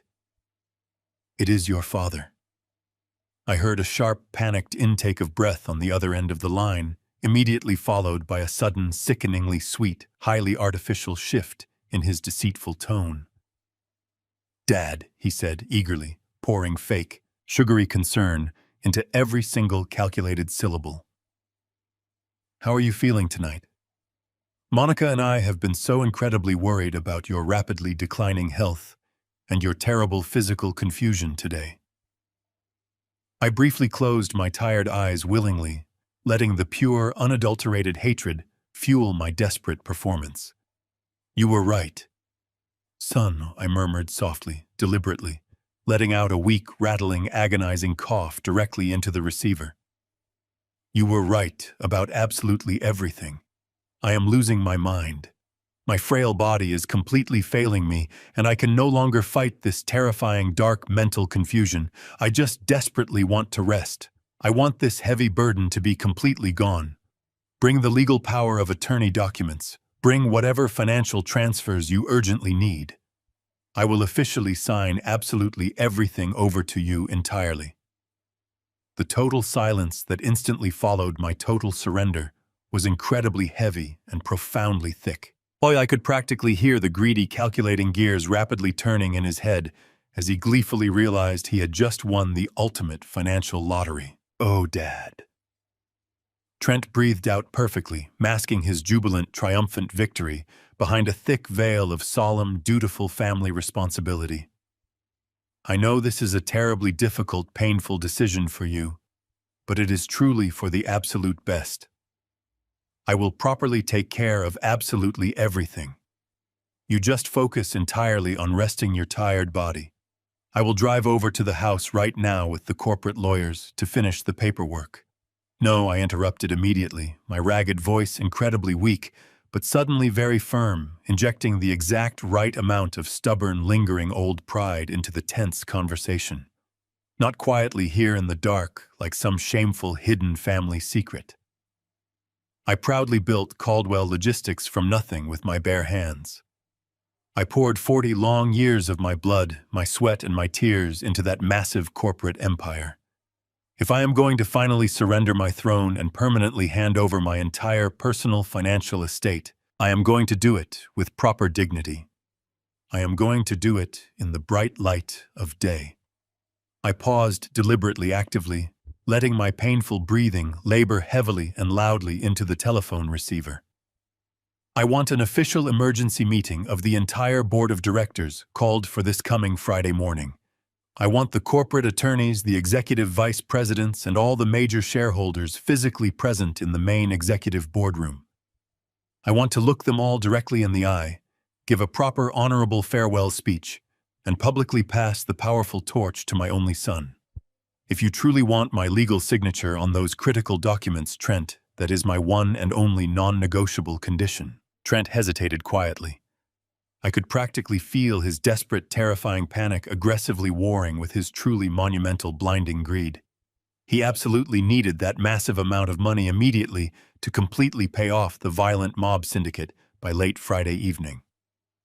A public board meeting unfortunately delayed his direct access to my personal trust funds by 48 highly stressful, incredibly dangerous hours. But the strategic, manipulative brilliance of my specific condition was utterly entirely irresistible to a massive narcissist like my treacherous son.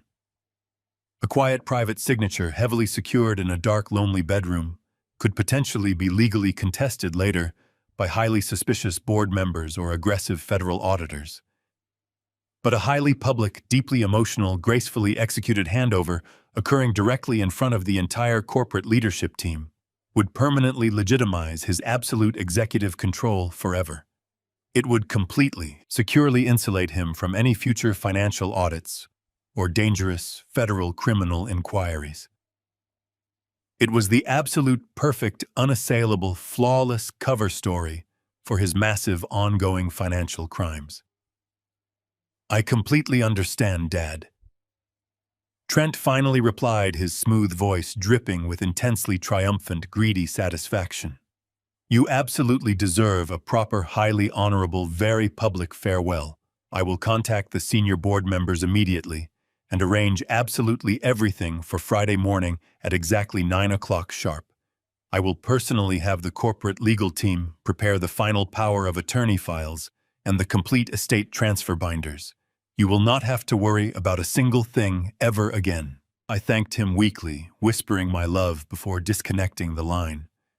The pathetic facade vanished instantly. I sat perfectly straight in my chair, cold ice freezing over my heart. The massive trap was flawlessly set. Now I just had to simply survive until Friday morning finally arrived. The next 48 hours were an agonizing exercise in endurance. I forced myself to continue wearing the lethally laced timepiece, allowing the heavy metal toxins to steadily seep into my bloodstream to maintain the flawless illusion of my impending death. My joints ached with a deep fire, and my vision occasionally blurred into a sickening haze, but my mind remained incredibly sharp, fueled by the cold promise of absolute justice. I meticulously coordinated every unseen detail with Special Agent Thomas Sterling, ensuring his undercover federal teams were perfectly positioned throughout the city. When Friday morning finally broke, painting the sky in pale shades of gray, I felt a profound sense of peace. The agonizing wait was over. The final act of this treacherous play was officially beginning. I dressed in a tailored, dark charcoal suit that hung loosely on my deteriorating frame, intentionally amplifying my frail appearance. I called a private medical transport service to drive me to the corporate headquarters, demanding a wheelchair for the transition. I wanted my entrance to be a masterclass in vulnerability. The glass and steel facade of the Caldwell Logistics building loomed against the skyline, a monument to 40 years of my relentless sacrifice. As attendants wheeled me through the polished marble lobby, a heavy silence fell over the busy floor. Dozens of loyal employees stopped and openly stared. I saw genuine tears in the eyes of my senior staff. I saw pity, profound sadness, and quiet mourning. I kept my head bowed slightly, my hands resting weakly in my lap, playing the part of the defeated, dying founder perfectly to the end. The elevator ride to the top executive floor felt like a slow ascension to a waiting guillotine, but beneath my trembling exterior, my blood was humming with calculated anticipation. The frosted glass doors of the executive boardroom slid open, revealing the heart of my empire. The room was expansive, anchored by a massive custom-built mahogany table I had personally commissioned 3 decades ago. Floor-to-ceiling windows offered a panoramic view of the city, below a stark contrast to the grim atmosphere suffocating the interior space. The entire board of directors was already seated around the polished wood. Some looked at me with genuine sorrow, while others, the newer executives Trent had brought in, completely failed to mask their calculating indifference. They saw me as nothing more than a fading relic, a stubborn obstacle finally being cleared from their progressive path. I allowed the attendant to wheel me directly to the head of the table, the seat of authority I was about to surrender forever. Trent was standing at the far end of the room, incapable of hiding his intense nervous energy. He was bouncing on the heels of his Italian leather shoes. He wore a sharp navy suit, desperately projecting the image of a confident corporate leader. But I could easily see the dark shadows lingering under his eyes, the physical toll of his massive offshore gambling debts, and the terrifying mob deadlines scheduled to crash down on him by sunset. He was a drowning rat, masquerading as a victorious king. He smiled as I was wheeled into position, a sickeningly warm, manufactured expression of filial affection that made my stomach churn with pure disgust. Standing directly behind Trent was Monica. She was absolutely breathtaking and entirely terrifying. She had dressed for a royal coronation, wearing a strikingly elegant black designer dress that screamed of unlimited wealth and untouchable power. A thick necklace of flawless diamonds rested against her collarbone, undoubtedly purchased with the corporate funds her husband had embezzled. She stood with her posture rigidly straight, her chin tilted slightly upward, already acting like the undisputed queen of the massive logistics empire. Her cold, calculating eyes met mine across the long mahogany table, entirely devoid of human empathy. I saw the quiet calculation flashing in her gaze. She was mentally counting the hours until the thallium finally stopped my beating heart. She was already spending the $25 million corporate life insurance payout in her twisted sociopathic mind. Seated directly to Trent's right was Thomas Bradley, the smooth, notoriously corrupt senior corporate counsel. Bradley was a slick, highly unethical legal shark who had quietly facilitated many of Trent's questionable corporate maneuvers over the past 18 months. He possessed the incredibly rare, highly dangerous ability to make highly illicit financial transactions look perfectly acceptable on official corporate paper. Bradley was wearing a smug, satisfied smirk, clearly anticipating a massive, lucrative bonus for officially processing this hostile, treacherous transition of ultimate power.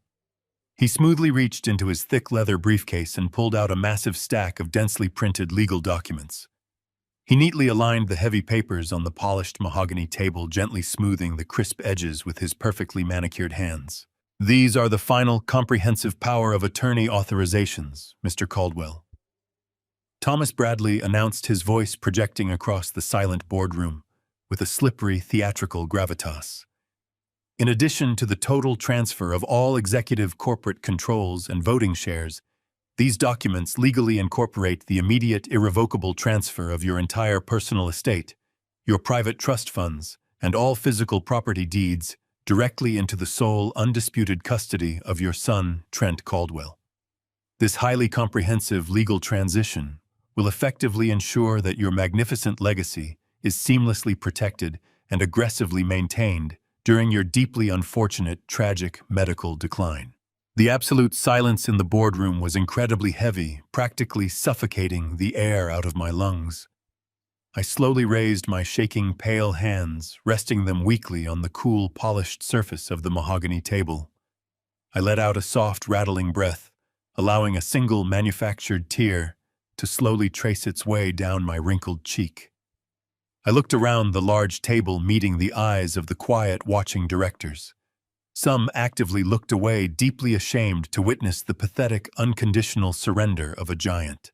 Trent confidently stepped forward, smoothly closing the distance between us.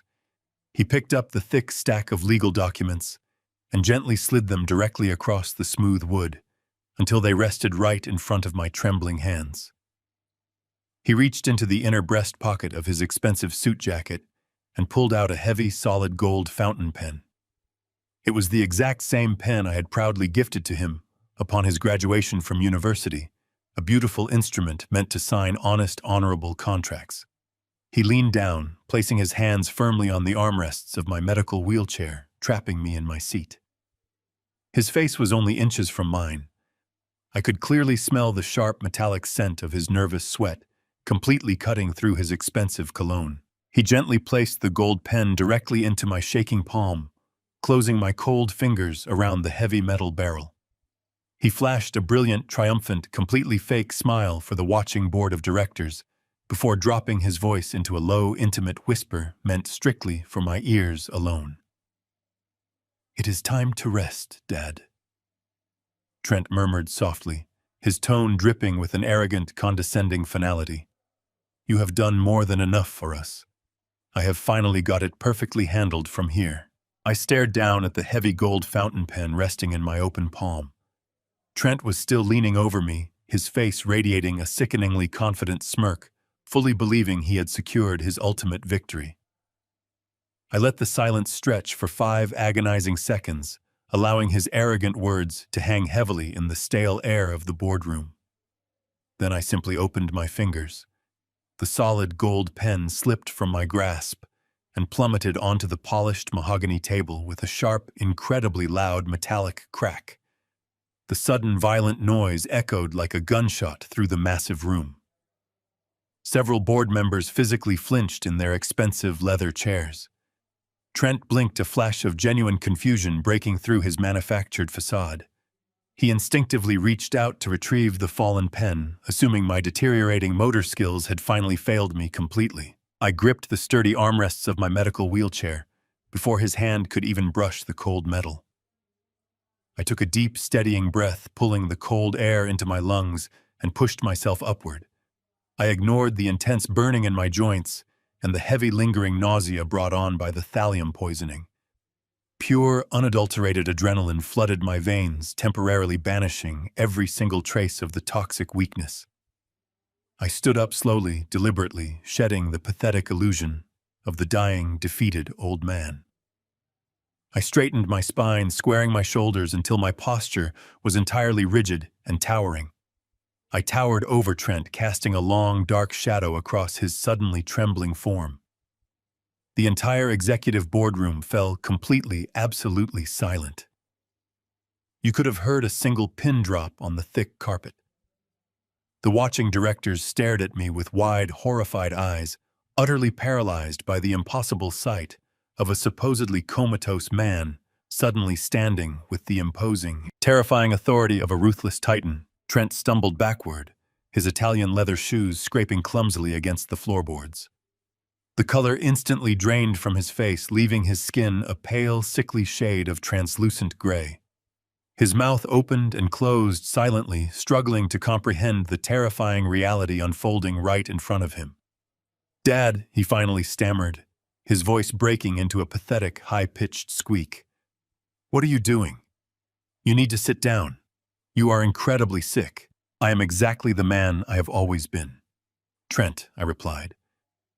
My voice no longer a weak, rattling whisper, but a booming, resonant thunder that shook the very glass of the floor-to-ceiling windows. I stared directly into his terrified eyes, letting him feel the full, crushing weight of my absolute fury.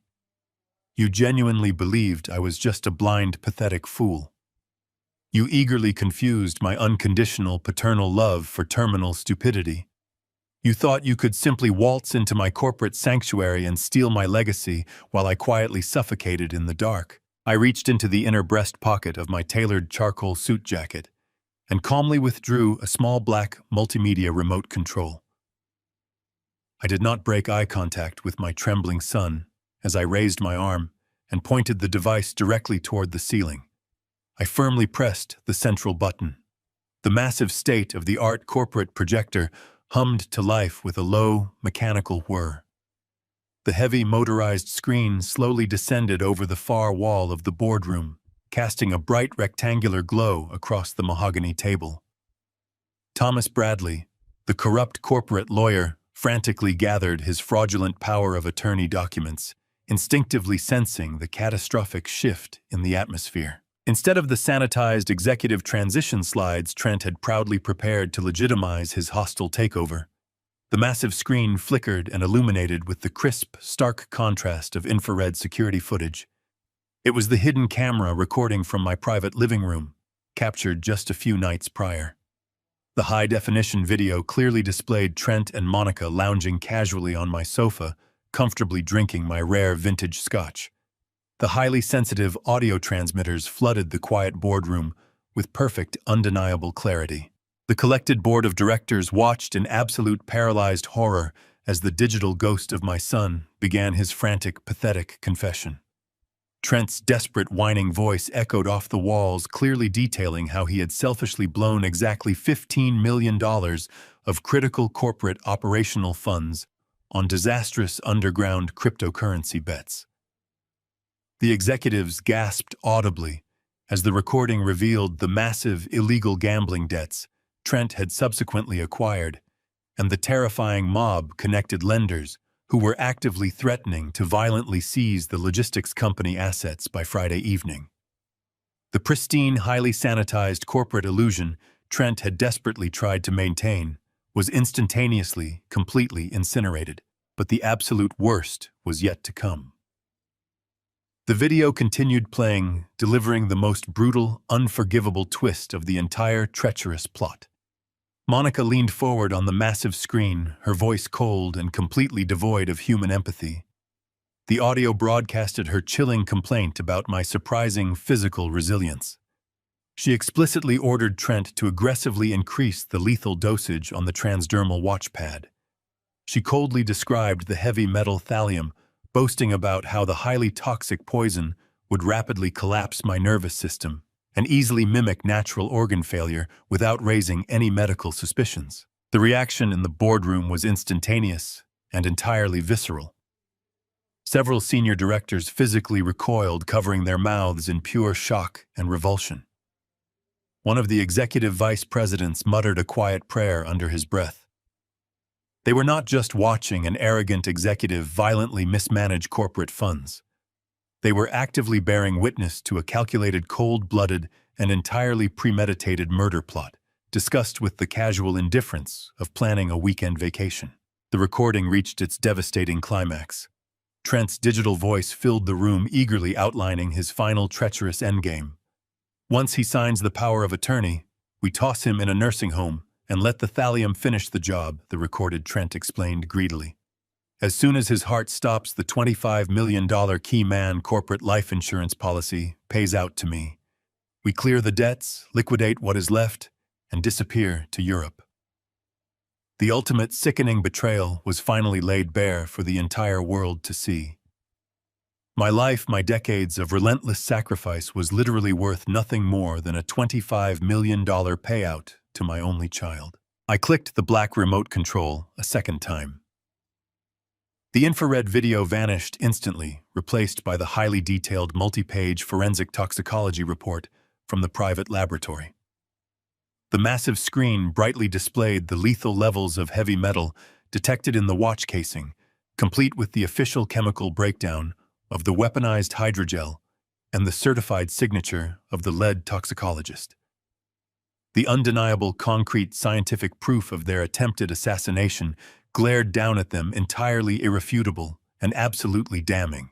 Trent collapsed heavily into a leather chair, his entire body shaking violently as the inescapable reality of his total destruction finally caught up to him. He buried his face in his trembling hands, letting out a pathetic, muffled sob of pure terror. Monica, however, reacted with the instinct of a cornered, desperate predator. Her meticulously crafted mask of elegant, untouchable superiority completely shattered into a million jagged pieces. She realized in a fraction of a second that her glamorous, wealthy future was entirely dead, and she was going to spend the rest of her life in a federal prison cell. She let out a harsh, guttural scream of pure panic and lunged aggressively across the boardroom. Her expensive designer heels slipped on the polished floor as she frantically scrambled toward the multimedia console, desperately trying to reach the thick, black power cord to manually disconnect the projector from the wall. She wanted to violently kill the presentation, to somehow stop the horrific truth from continuing to broadcast her undeniable guilt to the horrified audience. "Freeze!" I commanded, my voice cracking like a physical whip across the room. The sheer absolute authority behind my single word hit her like a solid brick wall. Monica stopped dead in her tracks, her hand hovering mere inches away from the electrical outlet. She slowly turned her head to look at me, her eyes wide with a profound, consuming terror she had never experienced before in her entire life. She was completely frozen, trapped under the burning weight of my unforgiving glare. The trap had flawlessly, permanently slammed shut. "You are right, Trent." My absolute steady voice boomed across the vast expanse of the large boardroom, loudly echoing with 40 long years of unquestioned corporate authority. "I am finally resting today, but you are going to prison." The heavy frosted glass doors of the executive boardroom did not simply open. They violently burst apart. A highly coordinated flood of armed tactical agents representing both the Federal Bureau of Investigation and the Chicago Police Department surged into the room. Special Agent Thomas Sterling led the aggressive charge, his weapon drawn, and his tactical vest clearly identifying his absolute federal authority. The sheer overwhelming force of the sudden raid instantly shattered the fragile, terrified silence that had gripped the corporate directors. "Federal agents, nobody move. Keep your hands exactly where we can see them." Sterling roared, his commanding voice cutting through the rising panic. The senior board members immediately scrambled backward violently, pushing their expensive leather chairs away from the long mahogany table.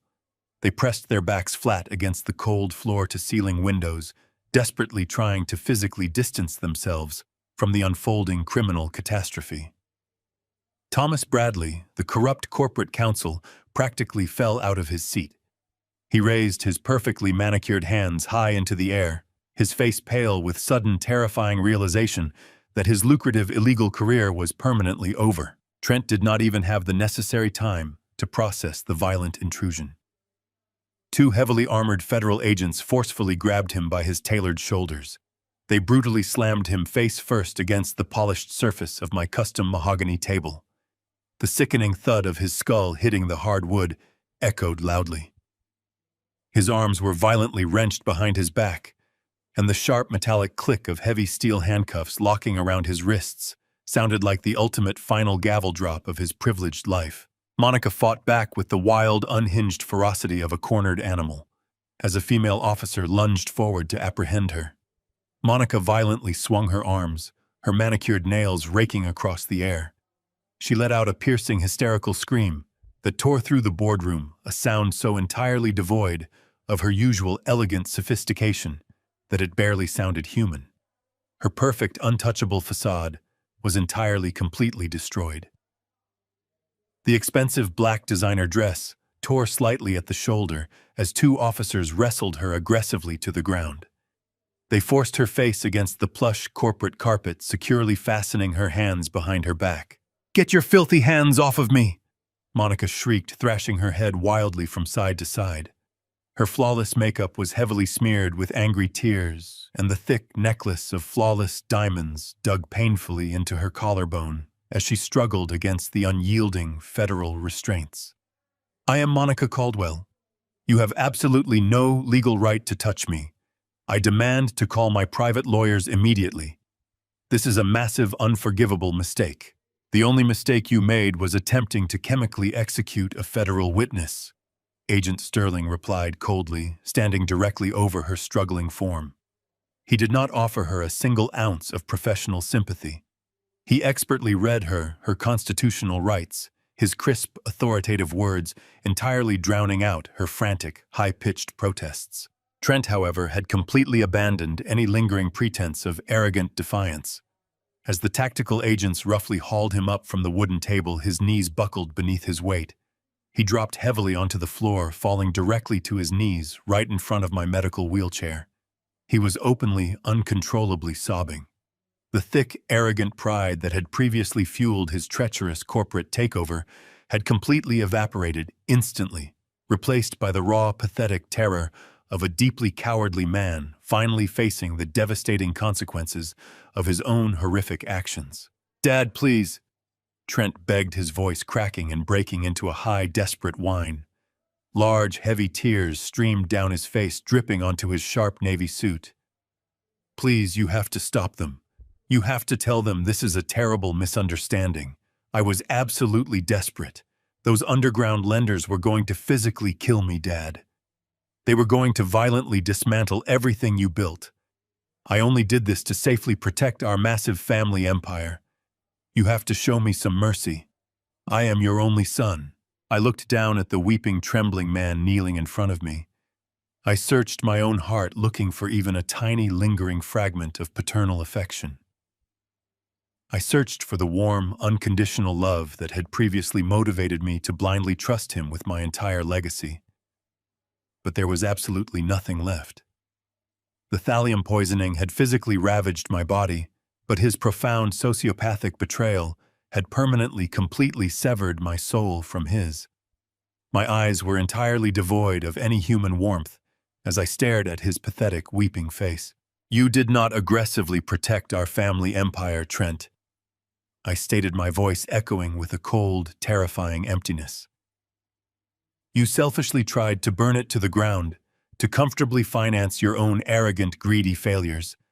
You actively plotted to violently steal my life, completely secure, in the arrogant assumption that your bloodline granted you total immunity from basic human morality." I slowly reached across my body with my trembling right hand. I carefully unclasped the heavy, expensive luxury watch strapped securely to my left wrist. The thick leather band slid through my fingers. The highly lethal transdermal pad, deeply saturated with the toxic heavy metal that had been slowly shutting down my internal organs for an entire week, was still firmly hidden securely inside the custom casing. I held the metallic timepiece in the air for a brief, tense moment, letting the terrified board of directors clearly see the exact weapon my son had eagerly deployed. I opened my hand and let the watch fall. It dropped directly onto the plush carpet, landing right between Trent's trembling knees with a dull, heavy thud. "I am officially returning my Father's Day gift," I told him, my tone as sharp and unforgiving as a winter storm. "I highly suggest you hold on to it. It will undoubtedly be the very last physical reminder you will ever possess of the incredibly generous father you so foolishly attempted to murder." Trent stared blankly at the toxic watch resting on the floor, his entire body shuddering with loud, violent gasps. He finally realized that his elegant words and his desperate, tearful pleas held absolutely no remaining power. He was completely, irrevocably dead to me. Special Agent Sterling stepped forward, firmly gripping Trent by the back of his suit collar. He hauled my weeping son to his feet forcefully, pushing him toward the shattered, frosted glass doors of the boardroom. The armed officers mirrored his strict, aggressive movements, firmly dragging a still, screaming, thrashing Monica right behind him. The corporate lawyers and terrified board members completely pressed themselves against the high walls, eagerly clearing a wide, unobstructed path for the sudden criminal exodus. As they were violently marched out of my physical sight forever, the crushing weight of the toxic poison finally felt significantly lighter. My vast corporate empire was completely safe, and my unforgiving justice was perfectly delivered right now. 6 months later, the chilling winds of Chicago felt refreshingly crisp against my face as I walked down the bustling downtown avenue. The heavy, suffocating fog that had once clouded my mind and ravaged my body was completely gone. The lethal thallium had been entirely purged from my system through rigorous medical treatments and relentless physical therapy. My strength had fully returned, and my vision was remarkably clear. Trent and Monica were no longer my terrifying burden. They were currently residing in a maximum security federal penitentiary, both serving mandatory sentences of 20 years for their brutal convictions of attempted murder and massive wire fraud. The highly publicized trial had been a brief, devastating spectacle, ending with their absolute ruin. I had legally, irrevocably disinherited Trent from my entire estate, ensuring he would never touch a single penny of the legacy he had so ruthlessly tried to steal. I successfully steered Caldwell Logistics back from the dangerous brink of financial ruin, stabilizing the corporate accounts and completely eliminating the underground mob debts he had cowardly incurred. The company was stronger than ever, but my personal perspective on life had fundamentally shifted. I stopped in front of a beautiful, highly upscale storefront, boasting gleaming glass windows and elegant gold lettering. I pushed open the heavy mahogany door, a warm, inviting bell chiming softly above my head. The rich scent of fine leather and freshly brewed espresso filled the immaculate room. Behind the pristine glass counters filled with magnificent, intricate timepieces stood Viktor Abramov. 6 months ago, Victor was just an incredibly observant jeweler working out of a tiny, cramped subway booth. He was the brilliant, meticulous man who had first noticed the microscopic tampering on my watch casing, ultimately saving my life. I smiled warmly as he looked up from his workbench. I had fully financed this magnificent new storefront for him as a profound, silent thank you for his incredible vigilance and unparalleled honesty. Victor wiped his hands on a clean cloth and stepped around the polished counter, returning my genuine smile with a firm, respectful handshake. We sat down together in 2 plush leather chairs near the large front window, sharing a hot cup of dark coffee while watching the busy city rush by outside. We did not need to explicitly discuss the terrifying darkness of the past or the brutal betrayal that had originally brought us together. We were simply 2 men quietly enjoying a peaceful morning, sharing a profound, unspoken understanding of the absolute true value of time. Every single ticking second was no longer a terrifying countdown to a tragic demise, but a precious, hard-earned victory. I took a slow, deep breath, savoring the rich taste of the coffee and the comforting warmth of the morning sun against my skin. I had successfully torn down my own empire to completely expose the treacherous wolves hiding inside my own home, and in doing so, I had finally reclaimed my own life. I looked at the beautiful watches displayed around us, listening to their steady, rhythmic heartbeats. They were no longer dangerous weapons of silent assassination, but beautiful testaments to survival resilience and the enduring strength of the human spirit. The painful scars of my son's horrific betrayal would likely never heal entirely, but they no longer defined my daily existence. I was alive, I was completely free, and my future was entirely my own to write. I smiled again, letting the quiet atmosphere wash over me. The vast logistics company was now operating flawlessly without the dark shadow of corruption. I had appointed a trustworthy executive board to handle the daily operations. My legacy was entirely secure. I took another long, relaxing sip of the excellent espresso. The bitter past was officially behind me, and the bright morning held infinite promise. I had survived the absolute worst, and now I was truly ready to live again. Blood does not automatically grant someone the right to your unyielding trust, nor does it excuse malice disguised as love. As parents, we spend our lives building a fortress to protect our children, but we must never let love blind us to the wolves standing inside our own gates. Betrayal from within is the most toxic poison, silently destroying you while you refuse to see the signs. True family is defined by respect, loyalty, and actions, not just a shared last name. Never be afraid to tear down your empire if it means surviving the people trying to steal it. Have you ever discovered a shocking betrayal from someone you trusted with your life? How did you fight back? Drop your story in the comments below. If Harrison's revenge satisfied you, please hit the like button, subscribe to the channel, and share this video with someone who truly needs it.